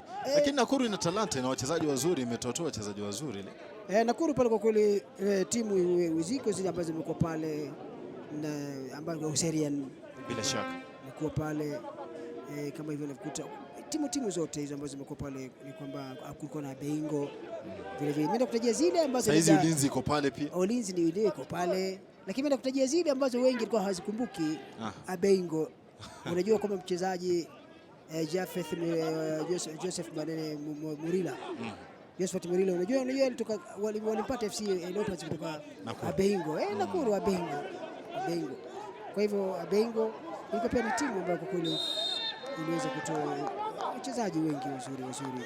Scarlett kutoka na Washington Hanji, goalkeeper ambaye amechezea timu ya taifa, mchezaji tu ambao kwa kweli ambao walikuja wanajulikana sana. Scarlett mara vile vile, kwa mfano Golden Boy Ambrose Ayoyi. Angalia ile penalty kwenda pale, angalia. Ndio hivyo, kusema kweli, alikuwa kijana huyu hakutarajia mpira ungeweza kumbabatiza kwenye ile kono lake, na Enoch Agwanda aliweza kutulia chini ya shinikizo. Anajua kwamba ulimwengu mzima unamtazama, na kubwa ambalo aliweza kulifanya ni kumwangalia goalkeeper, na kisha baada ya kumtazama, kumsoma, akafanya mambo yake. Utulivu na umakini, maana amekuwa makini kwa kweli. Agwanda ni ule ujuzi alionao, na kwa kweli alifanya ile kazi nzuri kuonyesha kwamba yeye kwa kweli ana ujuzi siku nyingi kuweza kuifanya timu yake KCB kuweza kuifanya kuwa, mpaka labda tuangalie, hatujui kama itakuwaje mpaka dakika za kukamilisha 45 za kipindi cha kwanza, na atakuwa amefanya nini, lakini mpaka sasa hivi ni nguvu sawa. Kwenda pembeni kule, jaribu tena kuanza huku. Unajua mpira ni kwamba ni kuonana, na kila mmoja anatulia. Ukiangalia nyuma, mchezaji wa vijana kina David Otieno, upande wa Wazito kibeba na Docheng, Victor Ndinya, alkadhalika Lloyd Wahome, manake wanapanda kishughuli kwa mfumo unaotumia hapa, na vile vile KCB yupo kina Baraka Badi, Dennis Odhiambo, kwa Mike Kibwage pia mpira kwa kishughuli, Gabriel Mogabo. Najua ni wachezaji tu vile vile, ukuta kwamba hawa wote ni wachezaji bado, kusema kwamba wengi wana ujuzi, kwa sababu kama vile Baraka alikuwa Thika United, Odhiambo huyu Dennis amechezea Sofapaka vile vile, amechezea pia vile vile pia amekuwa Thika United, timu ya taifa. Kadhalika vijana huyu Kibwage achezea FC. Kwa hivyo wachezaji ambao wengi ukiangalia ngoma ile unakuta ilipaishwa tu, maana unakuta ni kwamba ni ule uchu tu. Kijana huyu Akwa huyu Paul ni Mgana huyu, bila shaka kutoka sehemu za Ghana kule, huyu kutoka mchezaji mwenye mwepesi na uchu, na kweli ni kwamba yeye lengo lake ni kumaliza tu. Anaweza kutumia gula lake la kulia, anaweza kutumia gula kushoto, ni vigumu sana kumsoma. Kuuza tena pembeni kule, unakuta kila mmoja ni miguso tu, lakini ukiangalia sana huyo mchezaji yeye anaotea tu pale, Agwanda chochote kinachokuja na kuweza kuhakikisha kwamba anamaliza. Dakika 42, mtazamaji, anaonyesha ishara ya uchu mchezaji huyu Kennedy Owino,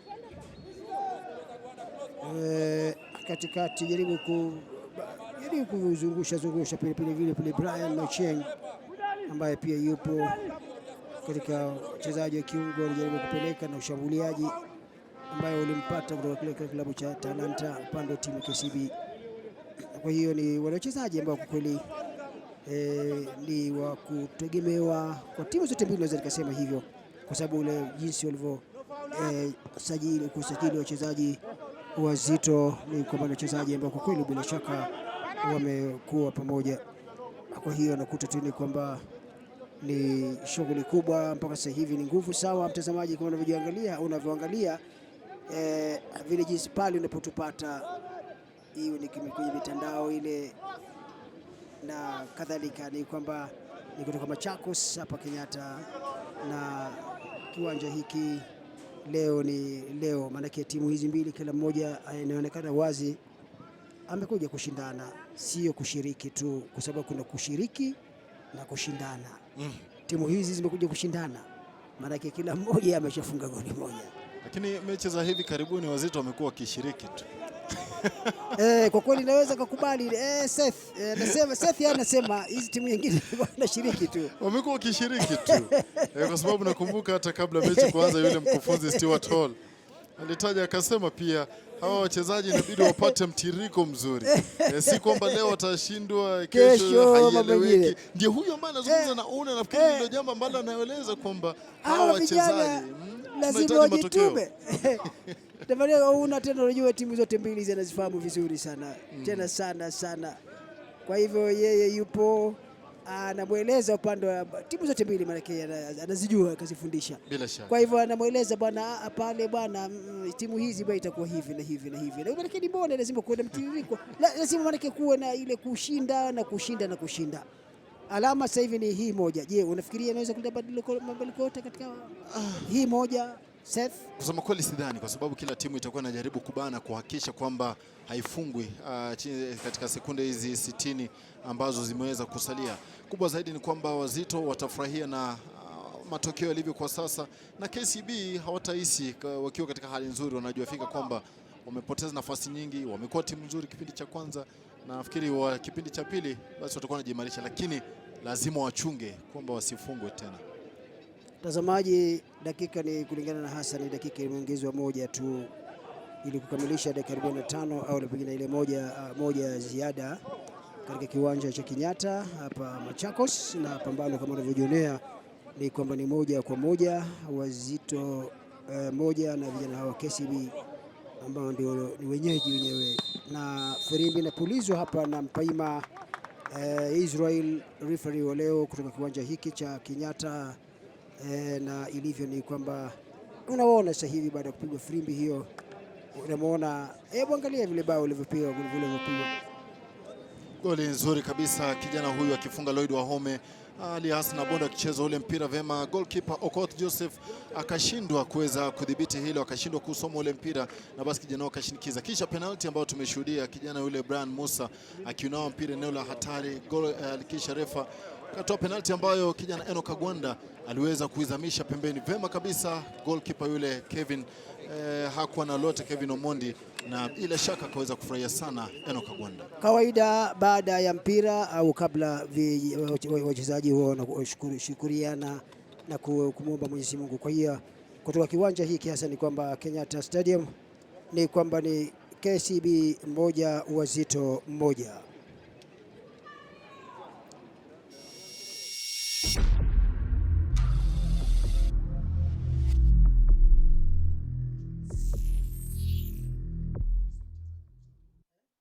If you think this is just a game, you're wrong.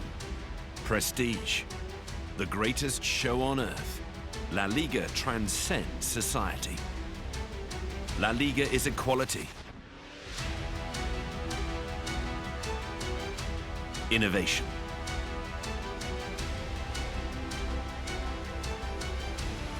responsibility. La Liga is the future. La Liga is so much more. It's a different way of seeing the world.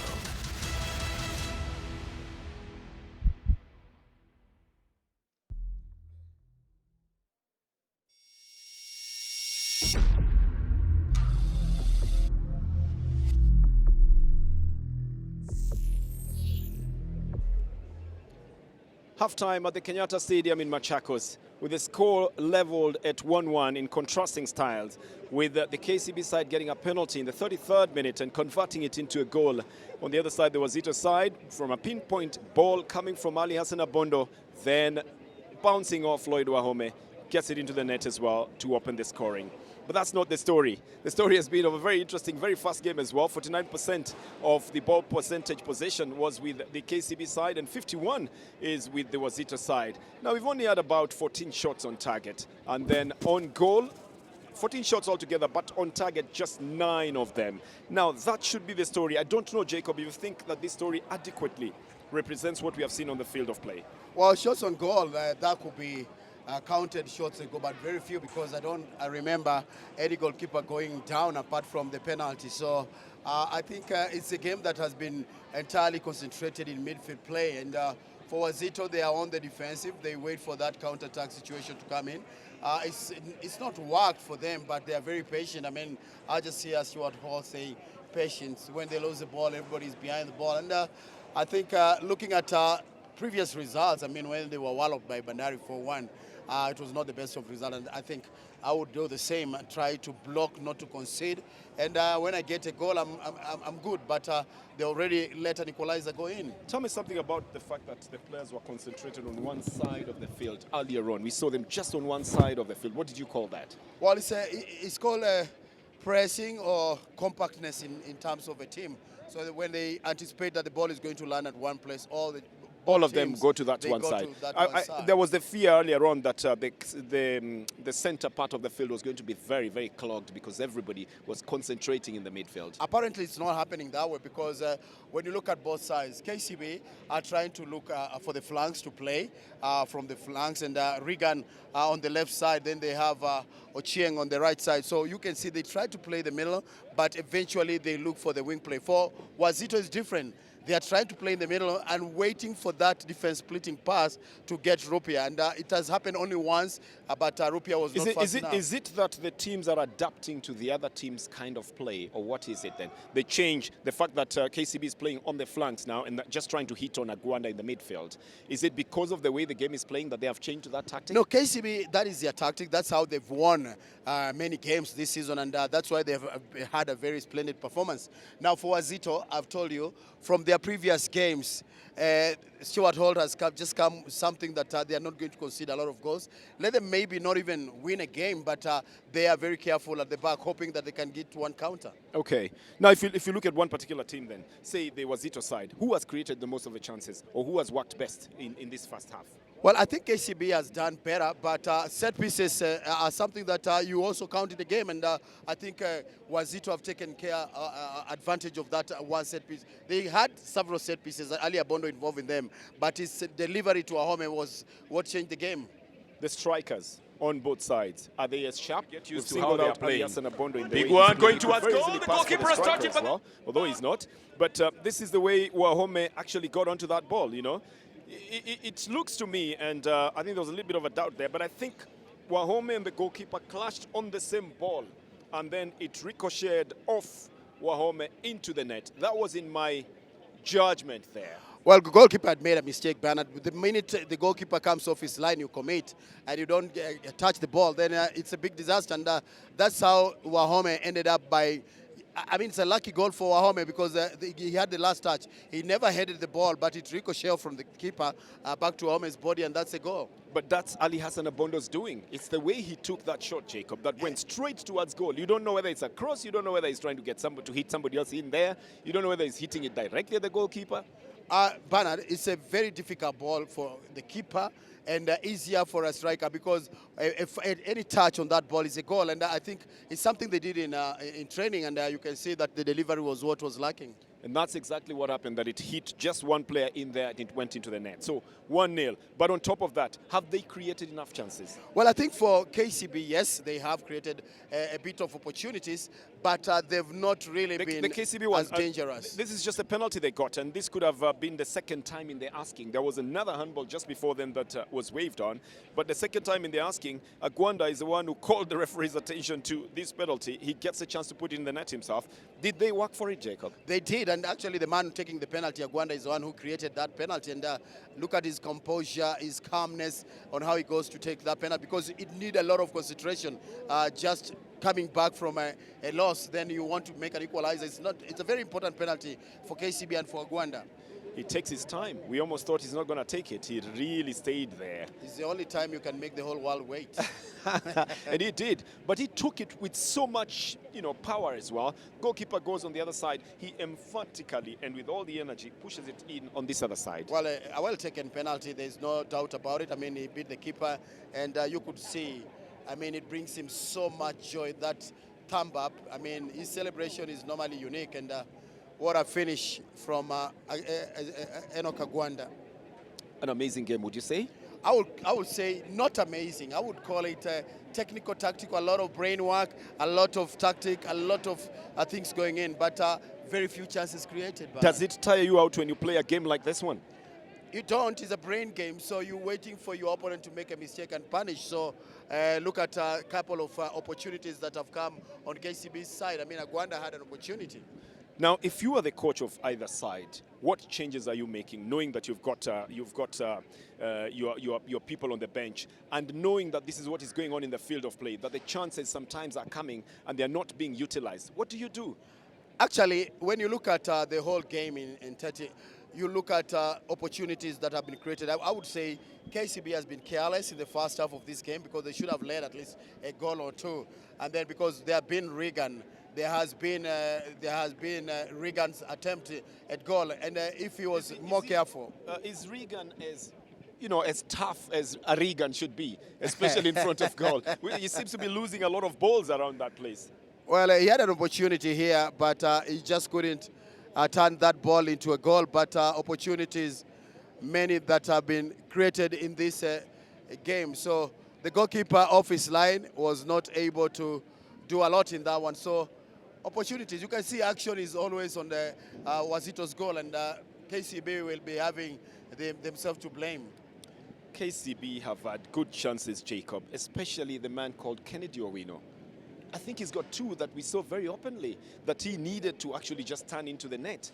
These are balls that are going towards him from that side. I think this is the Ghanaian side. Akwa on the Wazito side, just trying to make a shot from very far. It's a difficult angle to beat a keeper from there, but all the same, he has very good technical application. He just should have bent it down a little bit. Is he adventurous positively, or is he negatively adventurous? No, he's a very positive player. When you look at his pace, he knows he wants to win games. He brings a very professional mentality on that Wazito side. Okay. We've talked enough about what happened in the first half. You are in the dressing room at the moment. You are the coach. You are wondering what to do. KCB is your team, and it's got all these players on it. Michael Mutinda, there is Munala, there is everybody there. Bethwell Warambo, there is Martin Derito, Benson Amianda. Who do you think? Belton Omwenga is there as well. Would you make any change in the first place if you're on the KCB Not at the side? moment. I think I would just relax, because I know I have some very speedy winger in Simon Munala. He might come up in the second half. They have also some of the players, Benson Amianda, if they want to juggle the midfield. But looking at Wazito, I think I was very shocked, because Stuart Hall, I think, has given people who have worked in training a position. Joseph Waidera would not lack in the first 11 for the Wazito side. He's on that bench.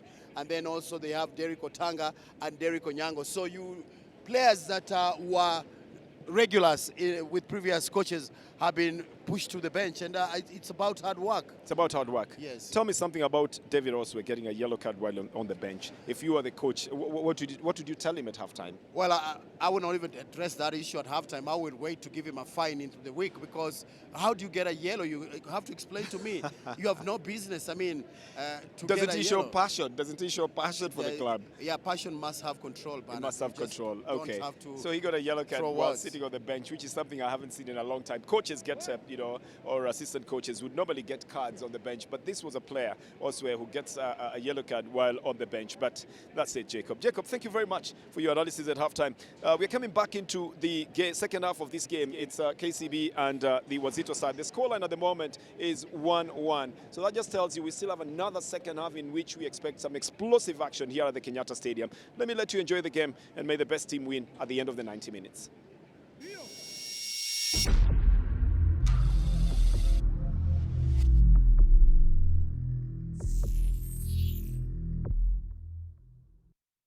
If you think this is just a game, you're wrong.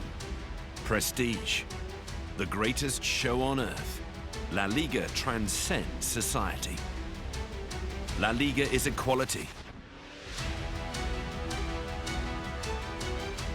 innovation,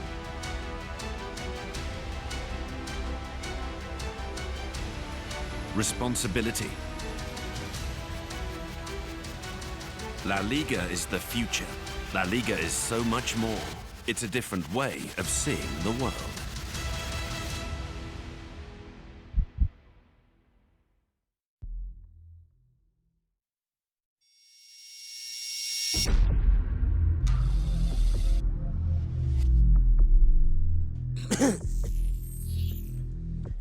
Haya mtazamaji, sasa hivi bana kirukuta baada ya mapumziko kama ilivyo kawaida, huwa tunakwenda kwenye kipindi cha pili, kipindi ambacho huwa ni lala salama. Hapa ndipo huwa tunajua kwamba ni nani amefanya nini. Vijana wa KCB ambao pia sasa hivi ni goli moja dhidi ya timu ya wenzi wao hapa, vijana wa Wazito ikiwa nao pia goli moja.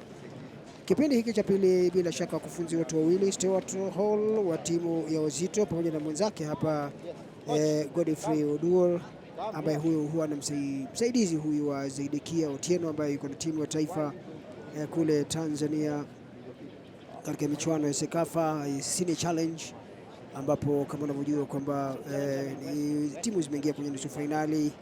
Kwa hivyo tuweze kujua kwamba mambo yatakuwa namna gani, kwa sababu jana timu ya Kenya Harambee Stars waliweza kushinda Zanzibar kuifunga goli moja ambalo lilipachikwa wavuni na Oscar Wamalwa, na wanakuta pia katika mechi ya kwanza kabisa walipocheza na timu ya Tanzania walioshinda bao moja ambalo liliweza kufungwa na kijana Hassan Abdallah, na ambaye yeye ndiye aliyetengeneza kumpatia pasi hiyo na kuweza kufunga bao hilo la ushindi.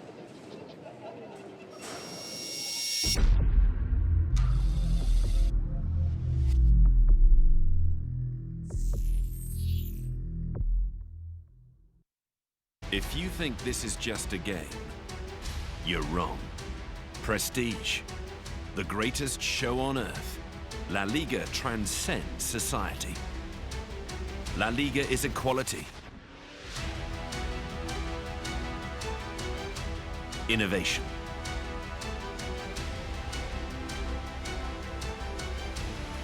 responsibility.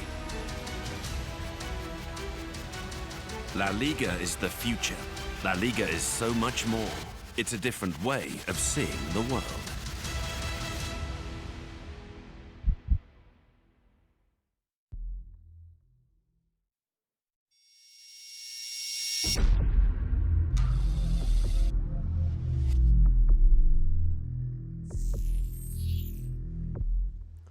Kipindi lala salama, msikilizaji au mtazamaji, kutoka Kenyatta hapa Stadium, ndio inapulizwa firimbi hapa na mpulizaji wa firimbi huyu Israeli Mpaima, ambapo kama unavyojionea hapo ni moja kwa moja goli haliweza kufungwa katika kipindi cha kwanza, na kipindi ambacho tutajua nani atafanya nini. Wana mapema, maana unaona wanajaribu kuanza mashambulizi vijana wa Wazito. Kiingereza ni Bernard Otieno na mwenzake Jacob Ghost Mulei.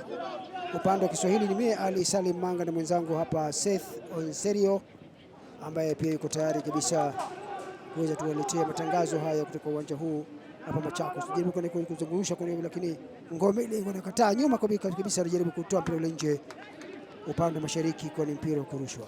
Bernard Ochieng yule aliweza kufanya makosa mwanzoni na amefanya vyema kuweza kuhakikisha kwamba anajirejesha mwenyewe katika hali nzuri, na jambo moja ambalo unajua wazi ni kwamba lazima timu zote ziweze kujituma angalau ziweze kupata kitu katika kipindi cha pili, na Wazito haswa ndio wanataka alama tatu muhimu ili kuweza kuhakikisha kwamba angalau wanaweza kumaliza nusu hii ya kwanza kwa njia bora. Haya, nyuma huko kama ulivyoona wameanza kwa nyuma huku mpaka safu ya mbele, maana ilianza mapema vijana hawa Wazito wakaenda mpaka kwenye lango lile, na mkuta mkufunzi vile kama mkuta mkufunzi wote wawili, Godfrey ambaye ndio msaidizi wa Kimanzi, lakini leo nakuta yuko na upande wa timu utakiwa bwana kijana huyu Godfrey yupo vile KCB, na benchi ile haikaliki kila mmoja, maana anajua kwamba chochote kinaweza kutokea wakati wote. Kwa hivyo ni mvutano wa mtazamaji, piga mpira ule mbele huku, lakini maana vijana, mtu anapocheza na mpira anajiamini kwa kweli. Kijana huyu Odhiambo Dennis maana unakuta yeye ni ana ujuzi siku nyingi. Bila shaka. Nimekuta maana kwamba yeye akichwalia kuonyesha maana anazuia na anakwenda kusambaza vile vile, ndio kutoka ule mfumo ule wa 4-4-2. Unakumbuka alikuwa katika kile kikosi cha Kenya ambacho kiliweza kutandika Ghana mwezi wa 3 nchini Kenya kwa 1-2 katika zile mechi za kufuzu katika dimba la AFCON. Na kubwa zaidi tunaona kwamba yule Zedekaya Ziko aliweza kujua kwamba akimleta katika timu hii basi ataweza kumsaidia kumaliza miongoni mwa timu 3 bora mwishoni mwa msimu. Kuzuia nyuma tena kule, lakini naona kipindi cha pili huwa kuna mabadiliko makubwa hasa kwa timu zote mbili, kwa sababu wakufunzi kila mmoja huwa amezungumza na wachezaji wake, huwa ameshaona makosa, ile mianya ambayo kukuliba huwa inataja na jaribu kujazwa pale, kwamba tayari huwa shamwambia mchezaji, wewe ukifika pale utasimama pale utafanya hivi. Na kwa hiyo wachezaji huwa kila mmoja anakuta mwenzake amegeuka, yule ambaye alikuwa amesimama naye mara anamuona yatoroka, kwa sababu ya mazungumzo ya kufunzi wao kuambia kwamba tufanye hili tufanye lile. Kwa hivyo unakuta kwamba mechi hii ni mechi ngumu kabisa, na hizi ni timu ambazo tayari kama nilivyokugusia mwanzoni, kama nilivyokuwa pengine kuyasikiliza, ni kwamba ama alikuwa hujatizama maana runinga yako, ama pale ambapo tupata sasa hivi ni kwamba ni timu ambazo zimekuja na zikatolewa. Maana unakuta kama nilivyokugusia kwamba KCB si timu ya juzi, ni timu ya zamani na imekaa sana, kwa sababu ukiangalia hasa ni ingilia mara ya kwanza ya kuingia kwenye ligi ni 1999. Kitambo mno, miaka 20 iliyopita. Kwa hivyo unakuta kwamba ni miaka 20 iliyopita kuingia, lakini ilikuja ikatolewa tena kwa sababu ya labda kuzembea. Maana kulikuja labda mchezo wao kwa maana walizidiwa mwaka 2015 wakatolewa. Na kukueleza mwenzangu Salim Manga pia ni kwamba hii ni mara 3 timu hizi zinakutana. Ukiangalia ni shabiki wa timu ya KCB anajaribu kumotisha vijana wake waweze kufanya vyema, lakini ni mara 3 wanaweza kukutana. Msimu wa 2018 kumbuka katika mechi vijana wa timu ya Wazito waliweza kwanza wametoka sare mara moja, wameweza kutoka sare kutofungana, alafu na nyingine vijana wa timu ya Wazito ikaweza kupata ushindi. Kwa hivyo KCB katika ligi kuu hawajawahi kutandika timu ya Wazito katika mechi 2 za awali ambazo wameweza kukutana. Kwa hiyo tuangalie, je, itakuwaje? Kwa sababu hivi leo, je, mshindi atapatikana? Maana ni muhimu sana hilo swali hilo la kwa mara 3 ambapo kwamba KCB Wazito hawajajaribu kushinda. KCB hawajawahi kushinda Wazito. Kwa hiyo je, tuliangalie, je leo maana je itakuwaje hivi leo, kwa sababu ni muhimu. Naona vijana hawa wa KCB wameanza kwa uchu kabisa pamoja na Wazito wote. Kwa Wazito walifungua mlango ule, wafunga bao hilo na wakarudisha vijana hawa wa KCB katika kipindi kile cha kwanza kwa kupitia mpira ule unaotumika hasa kwa kupigwa penalty. Ndio unakuta wao kujaribu kwenye sanduku lile, lakini kila mmoja yuko chonjo, kila mmoja yuko tayari kabisa. Kwa hivyo tuangalie kwamba itazalisha nini kuona hii ya 3 hii mara 3, maana wanapiga hapa ngoma ile tolewa nje, unakuta hapa kila mmoja hana mchezo. Angalia kona ilivyopiga, angalia pale kila mmoja anapania kuwahi ule mpira kabisa, na ni nzuri kwamba defender aliweza kuhakikisha kwamba amefika kule na ule mpira ukaweza kumbabatiza na kutoka nje. Bila shaka wameweza kuizuia kwa njia nzuri, na unajua Wazito ni hatari sana katika mpira kama hii kwa sababu wana wachezaji warefu ambao wanaweza kuunganisha. Kona ile, mtazamaji, kwa mara nyingine kwenye lango lile, referee Mpaima yuko na nawaambia la kufanya pale, bila shaka, na goalkeeper naye vile vile amezingirwa pale kuangalia kwa ngoma inapita mlangoni pale, lakini tayari kuna dhambi pale, na referee Mpaima yupo kuonyesha vijana wale kwamba yale la kufanya, lakini kuta unapita pita kwenye mlango ule tu, na kila mmoja ana uchu, lakini kuta kwamba laini ya kwanza kama nilivyokuambia anasaidiwa hapa na Jacqueline Barongo, laini ya pili ni Boniface Gikonyo. Inamaanisha ni pacha, basi anapacha mwenza huyu Barongo. Kutoka pale kwenye mashariki mwa kiwanja kule kurushwa, na unakuta sasa hivi kwa upande wa kusini mwa kiwanja ukielekeza kaskazini, vijana wa KCB na Wazito nao sasa hivi wako kaskazini wakielekeza kusini mwa kiwanja hiki cha Kenyatta hapa Machakos. Ilikuwa ni msimu ule wa 2017 si 18 ilivyotaja awali, ambapo Wazito waliweza kutandika KCB magoli 3-0. Nakumbuka ilikuwa ni Julai ndio, alafu baadaye wakaweza kutoka sare ya kutofungana katika ile mechi ya marudiano. Kwa hivyo inamaanisha kama ni timu ambazo zinafahamiana, lakini Wazito wanajaribu kwa nini tena toka nje na kwa pale ni goal kick.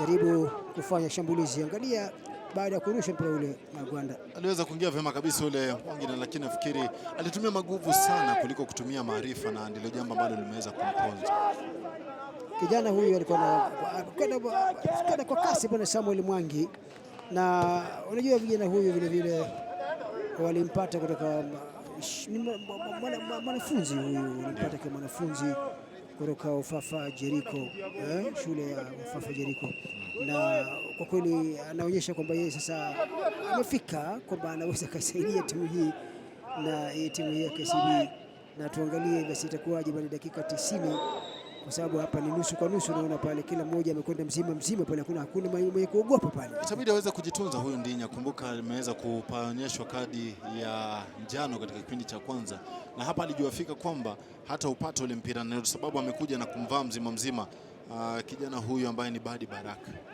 Maana kama kwenda kumwingia mzima kijana huyu pata kwa klabu cha Thika United, Badi Baraka. Tuangalie hapa makosa hapa 5-7, lakini kwamba kila mmoja jitahidi kuhakikisha kwamba aweze kushinda mechi hiyo.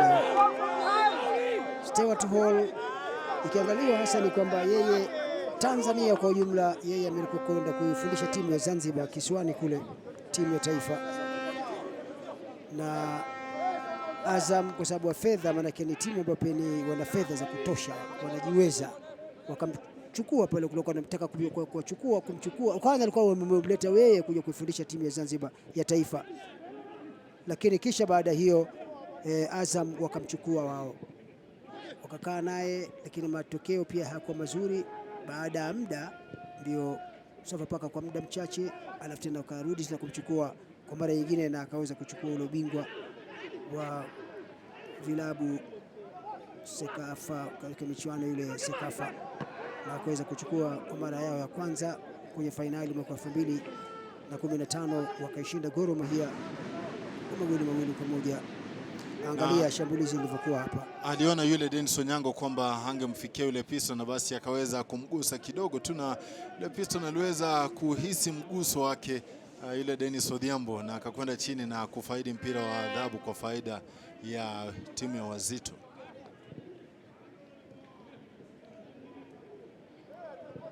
Dennis Onyango, Dennis Odhiambo.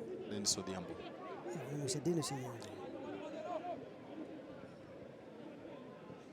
Hapo kwa mtazamaji, bila shaka kama nilivyokuambia, mchezaji huyu Dennis Odhiambo ni mchezaji kama nilivyokuambia kwamba mchezaji ana ujuzi siku nyingi, mchezaji ambaye amechezea timu ya taifa. Nakumbuka pia katika kikosi kule Afcon kule Egypt alikuwepo, na unajua Kimanzi sasa hivi anaangalia mambo mengi tu, kuangalia kwamba kila mchezaji anafanya namna gani. Unaweza kuwa ulikuwa katika timu ya Afcon, lakini ukaachwa wewe katika nafasi hapo Tanzania Uganda pale kwa michuano ya Sekafa. Kwa hivyo Odhiambo bila shaka atajituma, na unakuta hapa atakuonyesha pia vile kuweza kuonyesha Kimanzi kwamba bado yeye ana uwezo, na ndio anajaribu kuisaidia sana timu hii ya KCB. Fikiri kubwa zaidi ulivyotaja ni kwamba Kimanzi pia anajua anapatia kila mchezaji nafasi ya kuweza kujituma, na ukiangalia ndio Dennis Odhiambo ni mchezaji mzuri, lakini pia kwa njia fulani ni kama yule Kimanzi anataka kuona labda kama kuna yote wa kumrithi yule, lakini kama hatampata basi na uhakika kwamba Odhiambo pia bado ataitwa kikosini aweze kuwajibika.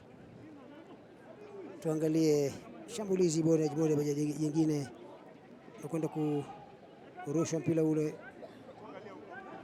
na imani hapo hiyo ni kama ndake Agwanda kwa kurusha, rafiki yangu, na kuambia unakwenda kwenye sanduku lile jana kwa kuarisha, lakini tena bado wamejipanga vizuri nyuma kule vijana wa kina Odhiambo, David Otieno, Bernard Ocheng, Victor Ndinya na vile vile kina pale Lloyd wa home mfungaji bao lile, lakini unakuta kwamba wamejipanga wale Wazito nyuma kuhakikisha tu kwamba wanajaribu kuona kufanya mashambulizi katika lango la vijana hawa wa KCB.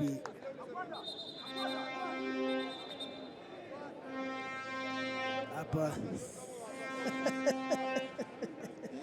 kadi ya kujitafutia Gwanda, kadi ya kujitafutia kile kidomo ngebe. Gwanda mchezaji ana ujuzi siku nyingi, na sijui kama wanasahau kwamba yeye ni muhimu katika kile wachezaji wale 11 pale, kwa sababu chochote kama wewe unajisukuma tu na wewe umetegemewa, yeye ndio anafunga ile bao la penalty ile, kuna kupiga vizuri kwa kweli, lakini anajisahau wakati mwingine, muda mfupi tu ashasahau kwamba anakwenda kufanya madhambi ambayo si astahili kufanya. Pigo penalty ile kabu kwenye lango lile, kila mmoja anaingia nusu kwa nusu, kila mmoja ni anakwenda mzima ili kwamba kutafuta vibao labda kuweza kuletea ushindi.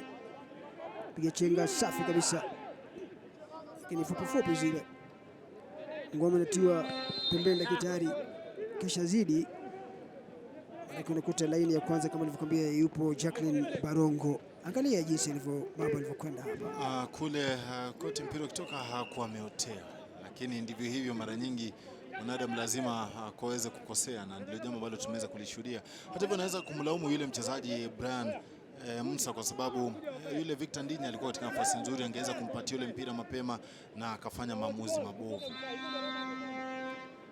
Mabadiliko sasa hivi katika upande wa Wazito, wanakuja kijana hapa Nyatin, Joshua Nyatin, na bila shaka anatoka Pola kwa kama sijakosea pale. Ni Pola kwamba ametoka. Kile ambacho yule Stewart Hall anataka sasa hivi ni maguvu mapya. Ukiangalia kipindi hiki cha pili, Pola kwa kidogo ameweza kutiwa mfukoni, na basi yule Nyatini unajua ni mchezaji ambaye na weledi wa kuweza kuacha mabeki, pia ni mchezaji ambaye ana kasi. Nafikiri ndilo jambo ambalo sasa hivi analitaka yule mkufunzi Stewart Hall.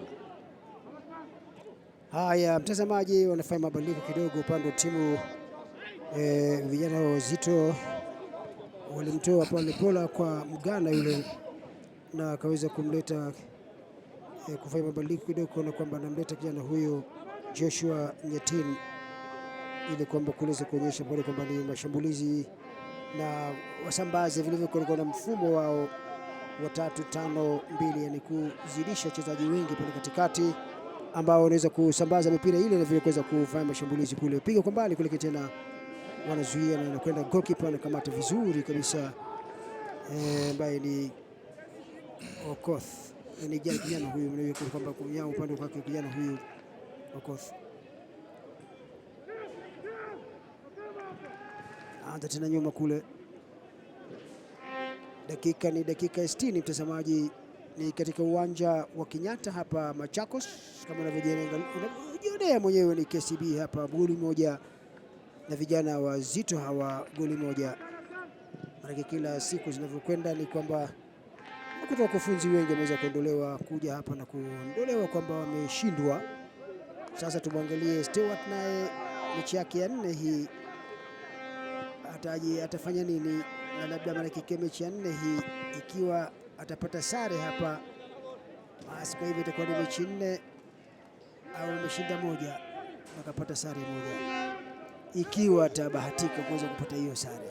Lakini jambo moja ambalo ni uhakika kwamba hajaridhishwa nao ni jinsi wachezaji wake wanatumia sana, wanacheza ile mipira ya juu. Unajua Stewart Hall ukimwangalia tangu wakati ule akiwa Azam, akiwa Sofapaka, akiwa AFC Leopards, ni yule kocha ambaye hupenda ule mpira miguso, pasi fupi timu ikipanda, lakini ile mipira ya juu mirefu haipendi.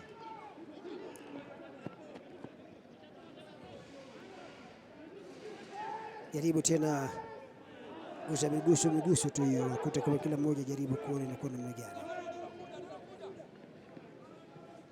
Dakika 61 mtazamaji, ni mvutano tu katika timu hizi mbili. Wazito moja kama unavyoona, KCB moja, na kila moja sidhani kama takubali tena, kwa sababu ukiangalia chini sasa hivi Marekani tayari, ukiangalia Chemelil wako chini kule na Sony kama unavyojua tayari haipo.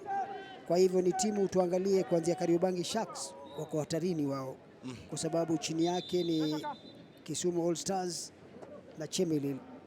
ambazo pia sidhani kama zinaweza kutoka, na kila mmoja wote anaweza kutoka. Kwa hivyo hata Wazito pia bado hawako mahali pazuri bila shaka, na ukiangalia ni muhimu kwamba waanze kung'ang'ana sasa hivi na kuweza kujitoa katika eneo la hatari, na tunavyozungumza ukiangalia ni kijana Simon Abuko, yule anajiita Munala wakati huu, ambaye ameweza kuingia kuchukua nafasi yake Otieno Regan. Anataka mabao yule coach ambaye ni sasa hivi anasimamia timu ya Wazito, namzungumzia Solo, yani Godfrey Oduor. Pigo fupi kona ile tia kwenye sanduku tena, kinakataa nyuma huku Wazito gusa, kwa sababu huu ni wakati wa kutafuta angalau bao tu la labda mpira ushindi, mpira ule nyuma kule, lakini goalkeeper kataa. Koth jaribu tena KCB vamia lango la Wazito, cross moja pasha ngoma ile toka nje na kwenye goal kick. Na wameweza kubadilisha mfumo. Mwenzangu Salim Mango kitazama Ndinyo wakati ule alikuwa anacheza kule kama beki kupanda na kushuka, lakini sasa hivi ukiangalia ni kama ameweza kusukuma mbele kule kushoto akifanya mambo. Alafu jambo lingine ni kwamba ndio Elvis Rupia atakuwa anatoka kuchukua nafasi ya Derrick Onyango.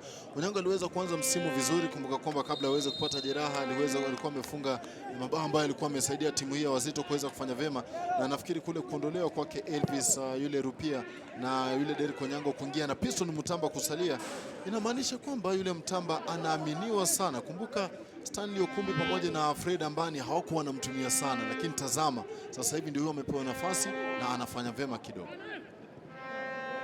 Haya, miguso tu mtazamaji, ambapo hapa inaonekana ni mpaka sasa hivi ukiangalia unakuta kwamba ni nguvu sawa kabisa, na pasi zao pia ni fupi tu, ili kuonyesha kwamba kila mmoja anajiamini. Mchezaji huyu Mapesi Mbekaja sasa hivi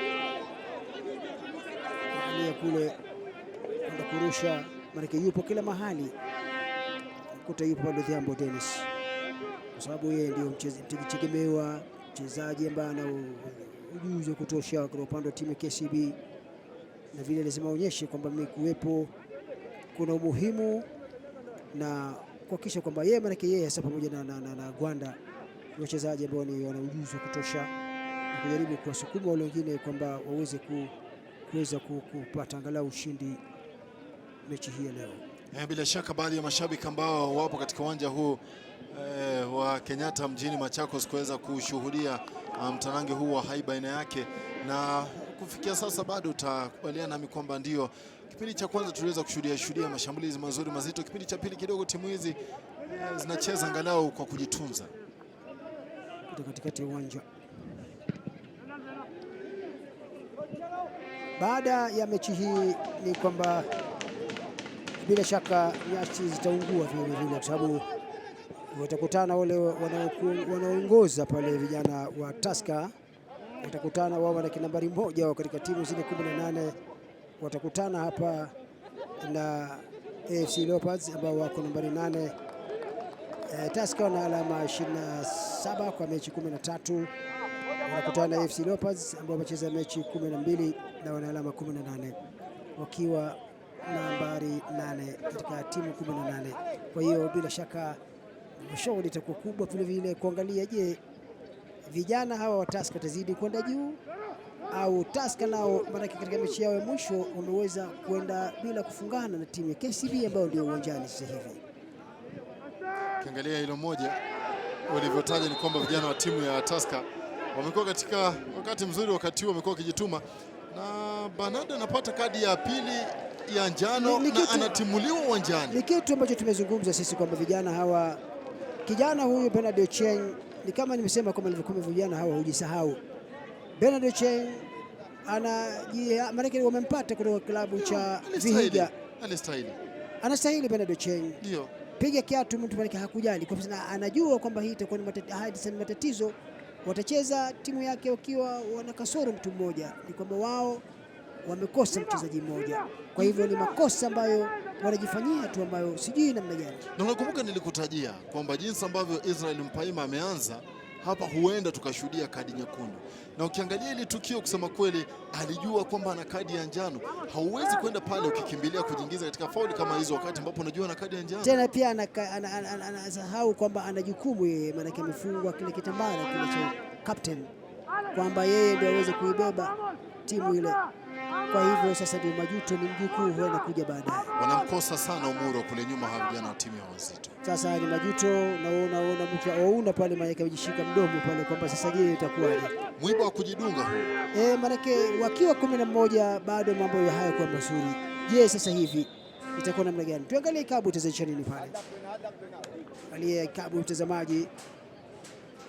Maana kuna tayari unangojea pale vile wachezaji pale mbele kwa sanduku lile wameingia pale, nguvu mpya pia Munda pamoja na Simon Munda yuko. Ulikuwa kwenda kujaribu, tuangalie inapigwa ngoma ile, wanangojea pale Kennedy Wino kuja kwa kichwa tena, bado uko kwenye sanduku lile, lakini na kwamba nipe na mimi nikupe.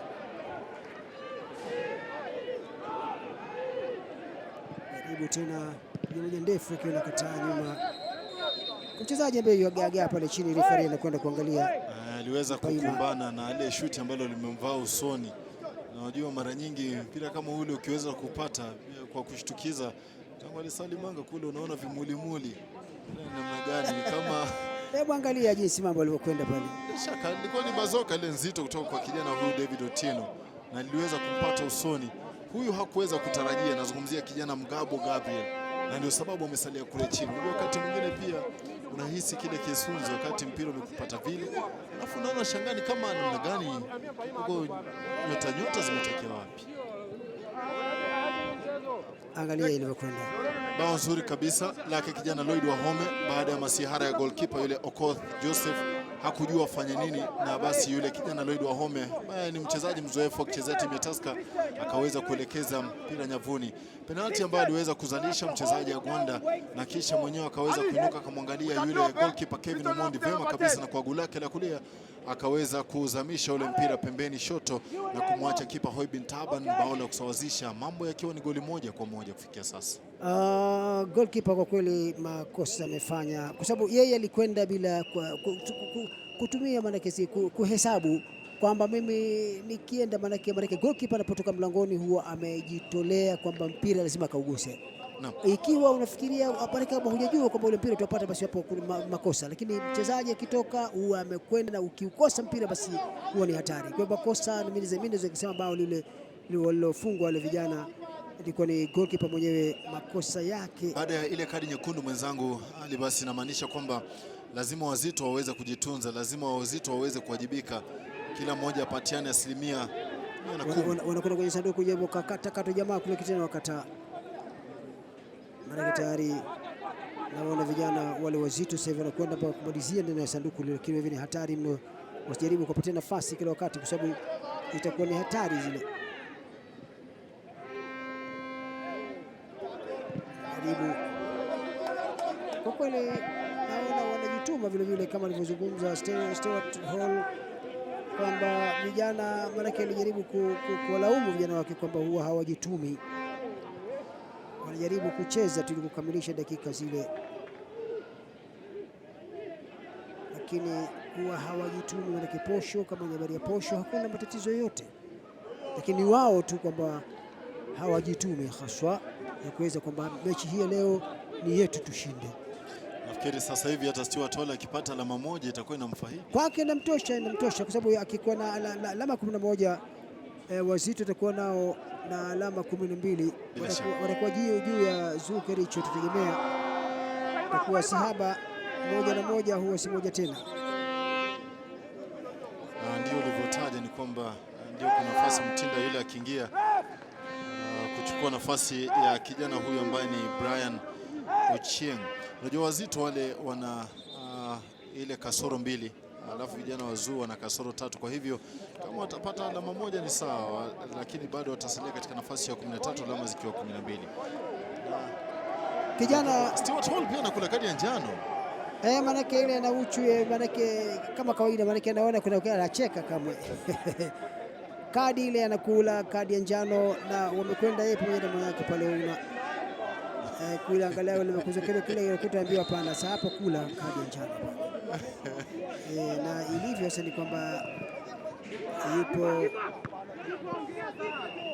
line ya kwanza na maana kidogo kwenda kuzungumza bila kuambia hakuna hii. Maana hapa ni makosa kweli. Maana yule referee wa 4 ambaye alikuwa amekwenda kujaribu kuwaeleza wale wenzake, maana unaona kijana Ochieng aliweza kutimuliwa uwanjani, Bernardo Ochieng. Lakini huwa hairuhusiwi hasa kubakia pale kutoka nje hasa. Chambulizi kule. Angalia. Unaona sasa mabadiliko mengine wanapata bao la pili vijana wa timu. Maana bao lafungwa kwa kusema kweli, maana ngana nguvu mpya tu. Kijana yule Simon Munala. Maana ndio tutakwambia, maana unakuta ile bao linafungwa. Angalia kwenye sanduku ile, maana nguvu mpya. Kijana huyu Simon Munala baada ya kuguswa tu, angalia maana jaribu tena Gwanda kuitoa kwenye sanduku ile, pia kwa kichwa pia, kwa maana nimeona alipiga kwa kichwa tu ile, maana kwamba umelala. Alikwenda tu baada ya kupiga, angalia baada ya piga cross moja nzuri kule Munala, ambapo ni nguvu mpya kijana huyu kaingia sasa hivi. Hapo kusema kweli ni tawalaumu mabeki. Kwa nini? Kwa sababu wamesimama tu. Jambo la kwanza nitaanza na huyu goalkeeper. Ule mpira wakati ulikuja, goalkeeper alishindwa kuzungumza na hakukuwa na shinikizo. Defender akaja akautoa ule mpira ikawa kona, na baadaye kona yenyewe imeweza kuzalisha bao kwa faida ya vijana wa timu ya KCB. Nafikiri kidogo hapo mawasiliano yanaharibu. KCB magoli mawili, Wazito goli moja. Hapa kijana Mulala kwa kweli anaingia kuleta nguvu kwa upande wa timu ya KCB na kufanya mambo mazuri, kwa sababu yeye amekwenda tu na wamesimama Mulala tu. Na unakuta ni kwamba baada ya cross nzuri na piga huko tena kuonekana kijana huyu hivi sanduku moja tena, sanduku kule alikuwa na nafasi nzuri kabisa kutoka nje. Naona ni shambulizi moja baada nyingine kwa kweli, mtazamaji. Angalia vile shambulizi lilivyokwenda hapa. Ndivyo hivi, ukiangalia ilikuwa nafasi nzuri, akachonga ile mpira lakini ukawa mwingi kidogo na ukaweza kumzidi kasi kijana kende huyu. Nilikutajia kitanda utakinunua kile kizuri, godoro pia lile zuri, lakini usingizi kupata tabu. Tazama hii ilikuwa nafasi nzuri, na kwamba ule mpira ulimuacha kidogo tu, mambo yangekuwa tofauti. Sekondi chache tu, maana unakuta unamweleza mchezaji kwa wakati mwingine anajaribu kuangalia vile mambo yanavyokwenda, na alafu unakuta inakuwa ni sivyo kabisa, wanashikwa na uchu kabisa. Imekuta mchezaji vile vile jituma sana huyu kijana pale Kennedy Owino, nguvu mpya ambaye kaja sasa hivi kijana, maana mabadiliko ile Simon Mulala na hali kadhalika, ambaye Mulala huyu maana wamempata kutoka klabu cha Ushuru, alafu na kijana huyu ambaye kaendelea Mutinda, huyu Michael Mutinda naye wampata kutoka Thika United. Ndio shambulizi nyingine tena kule, lakini wanakataa. Unajaribu kuvamia sasa hivi, nakuta kama nimefikiri nimewaambia kwamba kipindi cha pili kawaida huwa ndio utakuta ile mianya ambayo mara kwa labda inaachwa kwa hivyo unakuta kwa mimi namna gani. Hebu tuangalie ushoni mara jinsi shambulizi nilivyofanya, nikijaribu kwenda kile makabwa kabisa. Unajua mtazamaji, ni kwamba mechi hii leo ni kwamba kila mmoja ana uchu wake, na uchu kwamba lazima awe mshindi wa mechi hii, kwa sababu unapopata alama zile basi mambo yanakuwa mazuri. Jaribu kuipiga ngoma ile tena chumba sana pale, Dennis Odhiambo yuko kila mahali. Angalia shambulizi ibao maana ile ilivyokuwa. Je, kulikuwa na offside au namna gani? Angalia. Kulikuwa na offside ama namna gani? Angalia kama alikuwa ameotea kabisa. Sijui mbona yule bwana Gikonya akaweza kumwachilia, na alikuwa kabisa mwenyewe anamtazama. Na unajua maamuzi kama haya mara nyingi, kama wangefungwa vijana wa timu Wazito ndio tayari wamefungwa, lakini labda baada ya mechi ungesikia makocha wakisema Stuart Hall una labda kusema kwamba hili ndilo ambalo lilipelekea sisi labda kupoteza na hili kabisa. Lazima tazungumza kwa sababu unajua pale tayari hawako, ni mpira tu ulipita, lakini labda kama angefunga ningehesabiwa. Manake siku njema utaiona asubuhi, kwa sababu kama ingekuwa ni amezidi pale basi kibendera kingenyanyuliwa, lakini hakuinua kile kibendera. Hapo ni kuwajibika tu. Unajua mara nyingine pia ukiwa yule refa msaidizi, wakati unajikuta ukifuatilia mchezo unasahau kwamba unahitaji kufanya kazi na unashtuka inaharibika. Nafikiri Solo anafurahia jinsi ambavyo vijana wake wanacheza, wanajituma kufikia sasa. Maanake ikiwa unaongoza basi utakuwa na matatizo gani? Maanake hivyo Duo unamkuta saa zote amesimama, dakika 90 sisi yeye amekuwa mbali tu kwamba yeye amesimama tu, ana hakika kwamba atafanya vizuri, kwa sababu yeye ndiye aliyefungwa bao la kwanza na wakajituma kweli. Ngoma inapaishwa kutoka nje, kwa hile ni goal kick. Na ukiangalia leo hii wale washambulizi wa timu ya Wazito ndiye aliweza kutoka. Leo Elvis Rupia alikuwa anajituma kidogo, sijui mbona Piston alibaki, kwa sababu ukiniuliza mimi Piston katika mechi ya leo amekuwa kile kisu ambacho kimesenea, hakifui dafu, yani hakikati hata vibaya. Na Mutamba Piston ni mchezaji ambaye ana ujuzi, maana KPL kachezea Sofapaka, amepita amezunguka kwa zamani, ana ujuzi kutosha, ujuzi wa kutosha, lakini hapa amekabwa, maana hata huaonekani, anajitahidi tu mara moja tu, na ndio sababu basi Elvis Rupia angeachwa mchezoni. Kwa sababu Rupia, kama mimi nafikiri nilizungumza tu mwanzoni tu kwamba yeye ni mchezaji huwa anajituma sana tena sana. Gajiwa tari tena kule kwenye sanduku lile. Pale Karibani Sharks wanaongoza tayari bao 1-0. Muhimu ambalo nalizungumzia wakati ambao mwamuzi anaonyesha kile kibendera. Wanashuhudia tukio hili. Wakati huu yule mwamuzi Kikonyo Boniface ameweza kuonyesha hilo. Lakini Sharks unajua kwamba lazima wapate leo alama 3 muhimu. Maana unajua Sharks wako mahali pabaya sana, nambari 15 wana alama 8 peke yake, tena wako sawa na Kisumu All Stars pia alama 8. Bila shaka na itabidi waweze kujituma kwa sababu msimu huu mambo hayajawaendea vema. Kwa hivyo lazima wajichunge. Kwa hivyo Sharks na angalau washinde, basi wasukumane na Wazito huko juu. Maanake Wazito na alama 11 na wakishinda hiyo watashinda leo basi angalau Sharks nao watapata alama 11, maana mpaka sasa hivi na alama 8 tu. Wangu na maanisha unasema Sharks wapandishe wasukumane na Wazito. Huko juu wao na Wazito huko juu. Maana Wazito wao ni alama 11. Sasa ile kusema watasukumana, angalia sasa hivi nao. Western Stima wanaongoza 2-0 dhidi ya timu ya Nzoia. Western Stima wamekuwa wakifanya vema sana.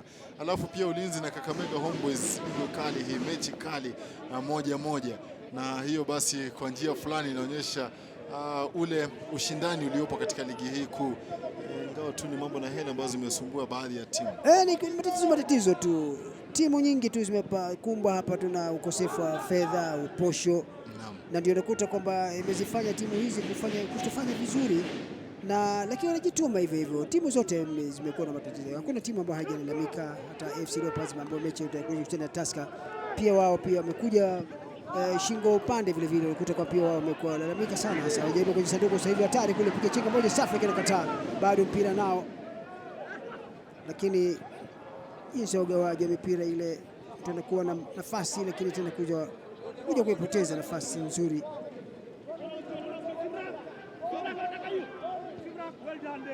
Lakini hapa referee Mpaima naona nimeona ameshikwa chiko kweli pale Mutamba, lakini tusemezane ukweli, ile haikuwa foul kwa faida ya Mutamba kidogo. Nafikiri kwamba yule refa yule Mpaima ameamua tu kusaidia. Sasa hivi mabadiliko hapa, Ndinya anatoka hapa, Waithera anachukua nafasi yake. Waithera kwa kweli, Waithera alikuwa ni mchezaji ambaye alikuwa anastahili kwamba angeanza hasa Waithera, kwa sababu mchezaji ambaye anakubalika, hasa yeye anapenda mwenzake pale Derrick Onyango. Kwa hivyo ni kwamba anachukua nafasi Waithera, tuone kwamba itakuwa ni gani. Pia kwenye sanduku kule, lakini tena ngoma inapita langoni, toka nje na kwenye goal kick. Kusema kweli ilikuwa nafasi nzuri, ilikuwa nafasi bora. Ukiangalia ule mpira jinsi ambavyo umeelekezwa kule, ilikuwa nafasi ambayo angeweza kutumia vema kabisa kijana huyu, angemalizia mambo Derrick Onyango. Nafikiri wameponea tundu la sindano KCB. Manake Derrick mchezaji, unakuta vijana tu ambao kwa kweli ni wameingizwa katika, naweza nikasema kwamba kutoka kwenye benchi pale kwa na uchu, lakini nafasi kama hizi zingetumika, kwa sababu mimi nasema huwa si nafasi, ni nafasi ambazo ni za kwa mfano kama pale angerudisha ile bao. Bila shaka, kwa sababu wale madefender walikuwa kidogo wamesombwa na ile deu la usingizi, na ule mpira ulikuja kwa njia nzuri kabisa, na kaja kwa ile gula kushoto kwa mguso kidogo tu. Wanakwenda kwenye sanduku sasa hivi jana KCB, goalkeeper anakamata vizuri, maana kiona mmoja wa Gwanda tayari pembeni huku anakuwa ni mwiba sana. Angalia, aliweza kujua mahali defender alikuwa, akajiweka katika nafasi nzuri, lakini ule mpira kidogo uliweza kumtoa nje, na hapo kusema kweli goalkeeper yule Kevin Mhondi angefungwa. Basi Ricardo bado angefoka kweli leo. Kasi yake mchezaji huyu wa Gwanda pia nikumbusha mchezaji Henry Motego, ndio anakimbia maana kijinsi anavyokimbia anakimbia sawa na huyu Motego kijana huyu Gwanda. mwepesi, manake alikuwa nani Henry Motego mfupi bila shaka, na alikuwa na kasi, manake Henry Motego akiwa yuaja manake Nyandoro alikuwa akimwekea tu pale sana kumwambia anakwenda, manake walikuwa wanajuana sana, hakuna kumsimamisha, hakuna Nyandoro wakati kwenda Kisii pale nani Shabana wezi si rahisi uende ukachukua alama, wakati huo walikuwa wao hawajui Gor Mahia wala hawajui FC Leopards, manake walikuwa kienda pale basi lazima uwe umejitayarisha kwa sababu kwa kikosi, manake mwisho manake jua akachukuliwa na wachezaji wengi walikuwa pale, manake nani huyu Origi yule babake Michael Koth, unajua alikuwa goalkeeper kwanza, yeye alikuwa keeper wa Shabana. Michael Kibwage kadi ya njano baada ya kumchezea ndivyo sivyo mchezaji Piston. Makosa yao na pia unajua yeye unamwona pia ni kitambara, amefungwa kitambara huyo. Captain yeye amefungwa. Lazima nahodha ajitume. Wanakwenda vile kule pia kwa moja teko nje. Bila shaka inakuwa ni goal kick. Unakuta wanafungwa, wewe ni nahodha. Lakini nahodha siafie timu. Siweze kutetea timu. Lakini wao ndio wanakwenda kuharibu pale. Mabadiliko tena mengine unakuta anakuja kijana sasa hivi. Enoka Gwanda anatoka nje. Amianda Benson anachukua nafasi. Manake nafikiri kachoka na kaumia pia. Unajua manake muangalia anavyojitia penalty anavyo. Anaweza kufunga kistadi. Amepiga penalty kule, goalkeeper amekimbia yeye mwenyewe sasa. Amezoea haya maneno. Na huyu mchezaji ambaye sasa hivi anaingia wakati ambapo anatoka nje huyu Agwanda yule Enoka. Amianda Benson pia kumbuka ni mchezaji mzoefu. Kumbuka amekuwa pia timu ya Ushuru. Na pia kuondoka kwa huyu mchezaji yule Enoka Gwanda ni pigo kwa timu hii ya KCB. Kwa nini? Kwa sababu kuna majina tu kisikia yapo uwanjani, hata ukiwa defender unatetemeka kidogo. Kuna uzito fulani katika hilo jina, na kule kuondoka kwake kwa njia moja ama nyingine kutaboresha hata zaidi ngome ya Wazito, kwa sababu anajua kwamba tishio ametoka. Ametoka. Benson Amianda ni mchezaji mzuri, lakini hana uzito kama ule wa Enoka. Na pia na ujuzi Siaba. Amecheza pia timu ya FC Leopards. Bila shaka. Kijana huyu. Sasa tuangalie je, Amianda Benson tuangalie anaingia Benson Amianda. Kumbuka wakati ule akisaidia timu ya Ushuru. Naweza nilikuwa nazungumza yeye hasa amechezea timu ya Ushuru. Hao ndio wamepata kutoka Ushuru. Kwa hivyo ni ameisaidia pia wakati wa Ushuru hasa, ambapo kwa kweli na sasa hivi nao sijui kama watarudi tena, kwa sababu wamekwenda, ukienda kule basi kwa kweli kutoka kule wanaona sasa hivi City Stars wako juu, wanaongoza na wanacheza kufa kupona. Unajua Ushuru ilikuwa kama yule mteka maji ambaye amebeba kwa chungu, akifika njiani langoni basi kile chungu kinateleza kinapasuka. Ndio misimu miwili iliyopita Ushuru wamekuwa hivyo kama yule mteka maji sasa. Sasa hivi wako katika nafasi kama ya 6-7 kule. Nakumbuka kwa kijitahidi sana mkufunzi wao, walikwenda naye yule Kenyatta yule. Sasa hivi yuko Talanta. Yeye ametoka kwenye Talanta. Na unakuta kwamba Talanta pia ni timu ambayo pia huwa wanajitahidi, lakini huwa ni wachezaji tu wanachukuliwa kule kwenda katika kwa vilabu vingine. Kwa hivyo unakuta kijana huyu alimchukua vizuri Benson ambaye kachezea timu ya Ushuru, na tuone kama anaweza kuleta nguvu yote ile, kwa sababu ni muhimu sana kuona kufanya vizuri kusaidia timu hiyo.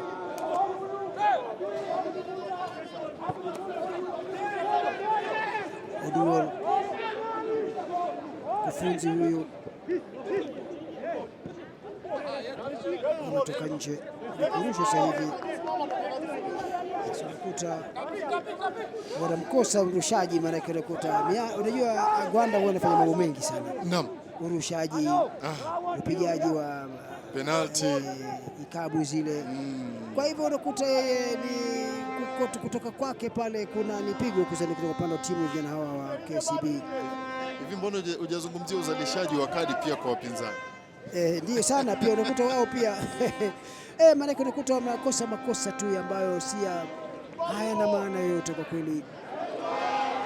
Ndio kwenye sanduku nafasi moja pia changa kwenye sanduku kule, tena nafasi kama hizi ni nadra mtazamaji.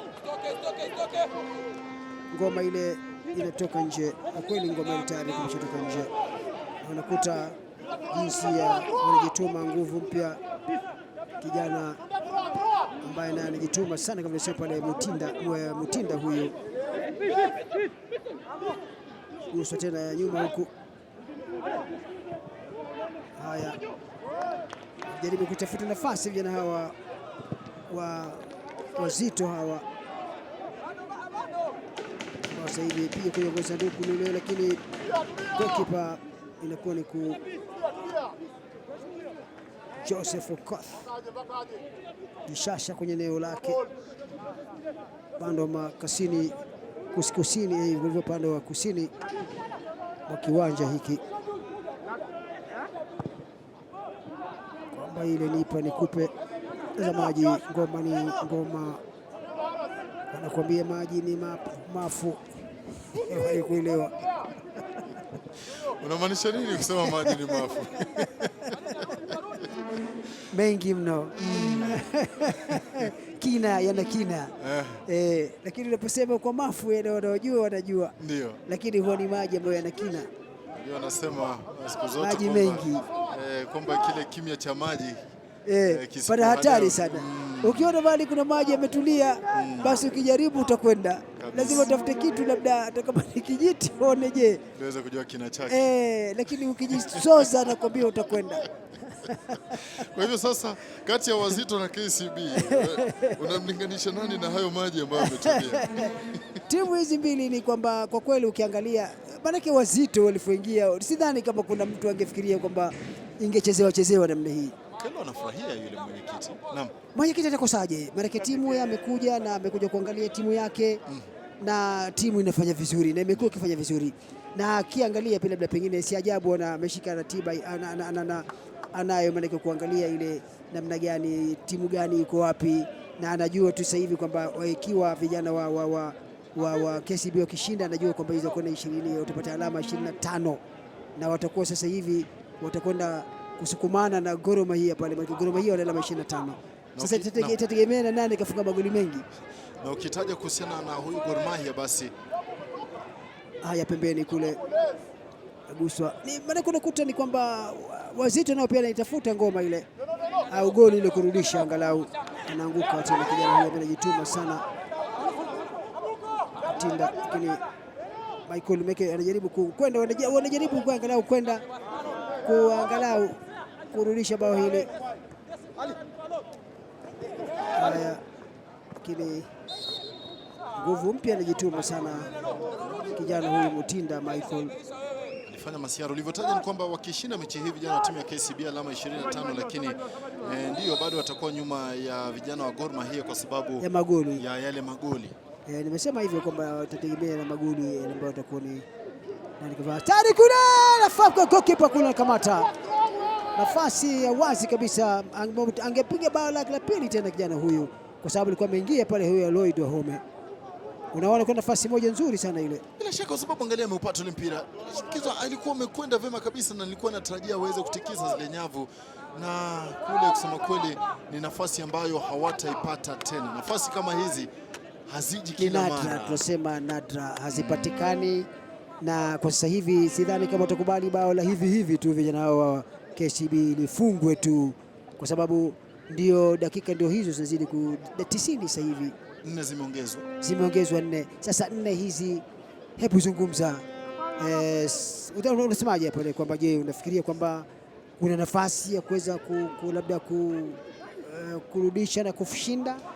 Kusema kweli, kile ambacho ningekuwa Godfrey Odor, ningeambia vijana ni kwamba wajaribu kumiliki ule mpira, wakipata wanahakikisha kwamba wacheza kule nje, wasiwe wa haraka wale kushambulia, kwa sababu kufanya vile huenda mkapoteza ule umiliki wa mpira alafu mkafungwa kupitia ile shambulizi la kushtukiza.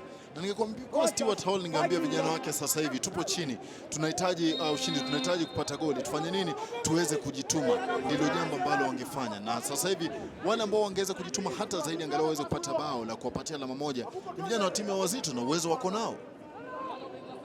Inasukuma ngoma ile, tuma kwenye sanduku lile, ya sanduku lile, ni jaribu kupanga kuona yakuna miani, piga chenga moja safi, lakini tena kwa kweli ukiangalia jinsi wanavyojituma vijana hawa wa Wazito hawa, kwa sababu mkufunzi amekuwa akilia sana hapa Stewart Hall kwamba anajaribu sana kuambia vijana hawa wajitume, na ukiangalia mlango ule umefungwa kabisa, hauna nafasi, na nguvu mpya kwenye ndio vijana ambao wanajituma sana katika vijana hawa wa KCB. Ndio Wedera ameweza kutoa ule mpira, lakini Piston Mutamba ametulia, yuko na ule mpira katika eneo la hatari. Wewe ni mshambulizi, mbona usijaribu? Nategemea vile vile kama nilivyokuambia ile kujituma kule. Kila mmoja manake unajua ndio nafasi zinaiko na wakufunzi tu wanaona. Na watakuta kule sengine unakuta kwamba wao wanapoteza nafasi zao za wazi. Mchezaji ameingia kwenye sanduku lile na haonyeshi kwamba yeye anajituma namna gani. Karibu tena, bado tu wamevamia piga kambi pale katika lango la vijana hawa wa KCB. Maana kiota kurudisha, unamwona Ali ya Bondo anajituma kweli, yupo kila mahali. Angalia shambulizi lilivyo baada ya kurushwa mpira ule. Aliweza kusukuma na mwamuzi aliweza kushuhudia tukio hilo. Anajua sikio la kufa siku zote alisikii dawa. Basi wanasema pia sikio lilozima pia alihitaji dawa. Kwa hivyo wale vijana wa KCB tayari sikio zima, lakini hawa Wazito wanavyocheza hapana. Wanakwenda pembeni kule. Piga chenga moja safi kabisa, kile atakubaliwa kule, wanakataa kuzunguka huku nyuma huku. Lipa nikupe, wanafanyana vijana hawa, lakini wamechelewa. Rifari anasema mpira kutoka nje. Aliguswa tu na akakubali kwenda chini hapa. Nakuta ni mchezaji ambaye anamtegemea pale Owino huyu Kennedy. Lakini sasa wanajaribu kila njia. Sasa hapa je, ngoma fanya nini? Unajua wingi sana ni mbaya sana. Unakuta mpira anafuata nafasi nzuri tu, lakini anajaribu kupoteza kwa goalkeeper kwa tayari, lakini alikuwa amekuwa mwepesi kabisa. Anakamata mpira ule tayari, pia chanyanyua bendera kile bibi Jacqueline Barongo. Kusema kweli wangefungwa, ukiangalia ilikuwa nafasi nzuri na aliweza kuonekana, lakini nasema wangefungwa vijana wa KCB, ningemlaumu sana Mwangi Samuel anajua kwamba mpira dakika ambazo zimesalia ni chache, ni zile tu za nyongeza. Kisha mwenyewe anajaribu shambulia alafu anapokonywa mahali hatari. Maana kwa kutoa nafasi nzuri, maana yeye ndiye kwa angelaumiwa yeye. Kwa sababu alipata nafasi ile Simon, na unakuta kwamba anajaribu tena kukimbia. Maana hajui mwisho, maana kama yeye na kama ningefungwa ilikuwa ni yeye tu. Bila shaka. Kwa sababu yeye amekimbia. Na referee hapa, mtazamaji, katika uwanja wa Kenyatta hapa Machakos, ni kwamba anapuliza Israeli Mpaima kuonyesha ama kuashiria kwamba mpira dakika 90 na zile 4 za ziada zimekamilika hapa katika uwanja huu, na tuangalie vile jinsi ya magoli yalivyoweza kufungwa. La kwanza, kijana Ali Abondo akiucheza ule mpira, kisha Lloyd Wahome akacheka na nyavu kwa njia nzuri, goalkeeper fanya masihara, na ni bao ambalo liweza kutoa uongozi kwa timu ya vijana wa Wazito kipindi cha kwanza. Kisha baadaye kijana huyu ambaye ni Agwanda akaweza kucheza penalti baada ya yule mchezaji Brian Musa kuna mpira eneo la hatari, penalti safi, alichanja kistadi na kuwarejesha mchezoni KCB Agwanda. Bila shaka kijana huyu ambaye ni Enoch Agwanda, na kisha tuliweza kushuhudia kijana yule Simon Abuko na muita pia Simon Munala akiweza kuunganisha pasi nzuri kutoka kwake Enoch Agwanda na kufanya mambo kwa magoli 2-1. Tena kwa mara nyingine waliweza kulala wale mabeki na Simon Munala yule akahakikisha kwamba ameweza kutumia nafasi hiyo vema. Ni magoli ambayo kwa kweli yamefungwa, kwa hivyo KCB wameweza kufunga magoli 2 na Wazito gol moja, na bila shaka tutakwenda kwake Agosti. Thank you, Bernard. I'm joined here by Stuart Hall. Now, not one of the best results maybe you were expecting, and a red card, could it have changed the way things were working for you? Yeah, definitely. I think first half, they had the better of the first half, to be fair. They had a lot of possession and caused us problems with the diagonal balls. And we talked about that at half-time. We changed the tactics around a little bit, and we stopped that completely. Second half, we stopped that completely. And on the incident of the red card, we were well on top then. We were playing really well, our best spell, and we were on top. The red card changed the game, and I've got to say, it's a bad decision. It's a very poor decision. And it's changed the game, you know, and I feel sorry for the players, because even at the end, we're still trying to equalise. I think our spirit, our attitude, the players have been criticised this season for about not working hard enough for the badge, just turning up, taking the money. Well, I can say in the last 2 games, our attitude has been fantastic. Our work ethic has been fantastic, even with 10 men. Second leg, second round, if they continue like that, they'll win a lot of games. Thank you very much, Stuart Hall, and all the best in coming matches. Thank you very much. Well, Stuart Hall thinks that the red card changed the direction of the game, but that's football. It has ended 2-1 in favor of KCB. Now I'm joined by the assistant coach of KCB, who is also my former player. Congratulations, a good win here that propels you to the top 3. How does that make you feel? We feel great, coach, because it's really important for us to get these 3 points. We lost, we got a draw on the previous match, so we came into this game yearning for 3 points, and we got them. Well, Zedekiah Otieno, the head coach, is not there, and you're doing a job in absentia. Is it a very good working combination between you and him? And just tell me, for the record, when is the last time you communicated to the head coach?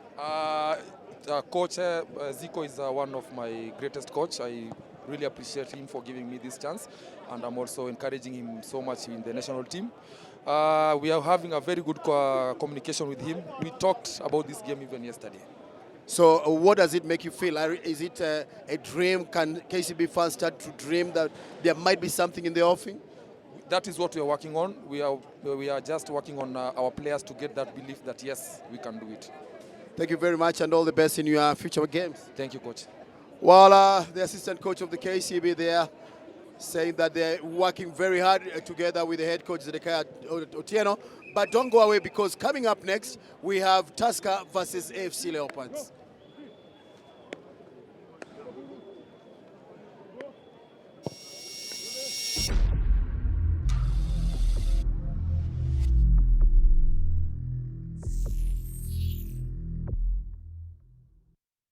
If you think this is just a game, you're wrong.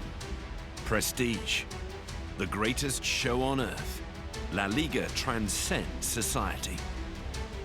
La Liga is equality, innovation,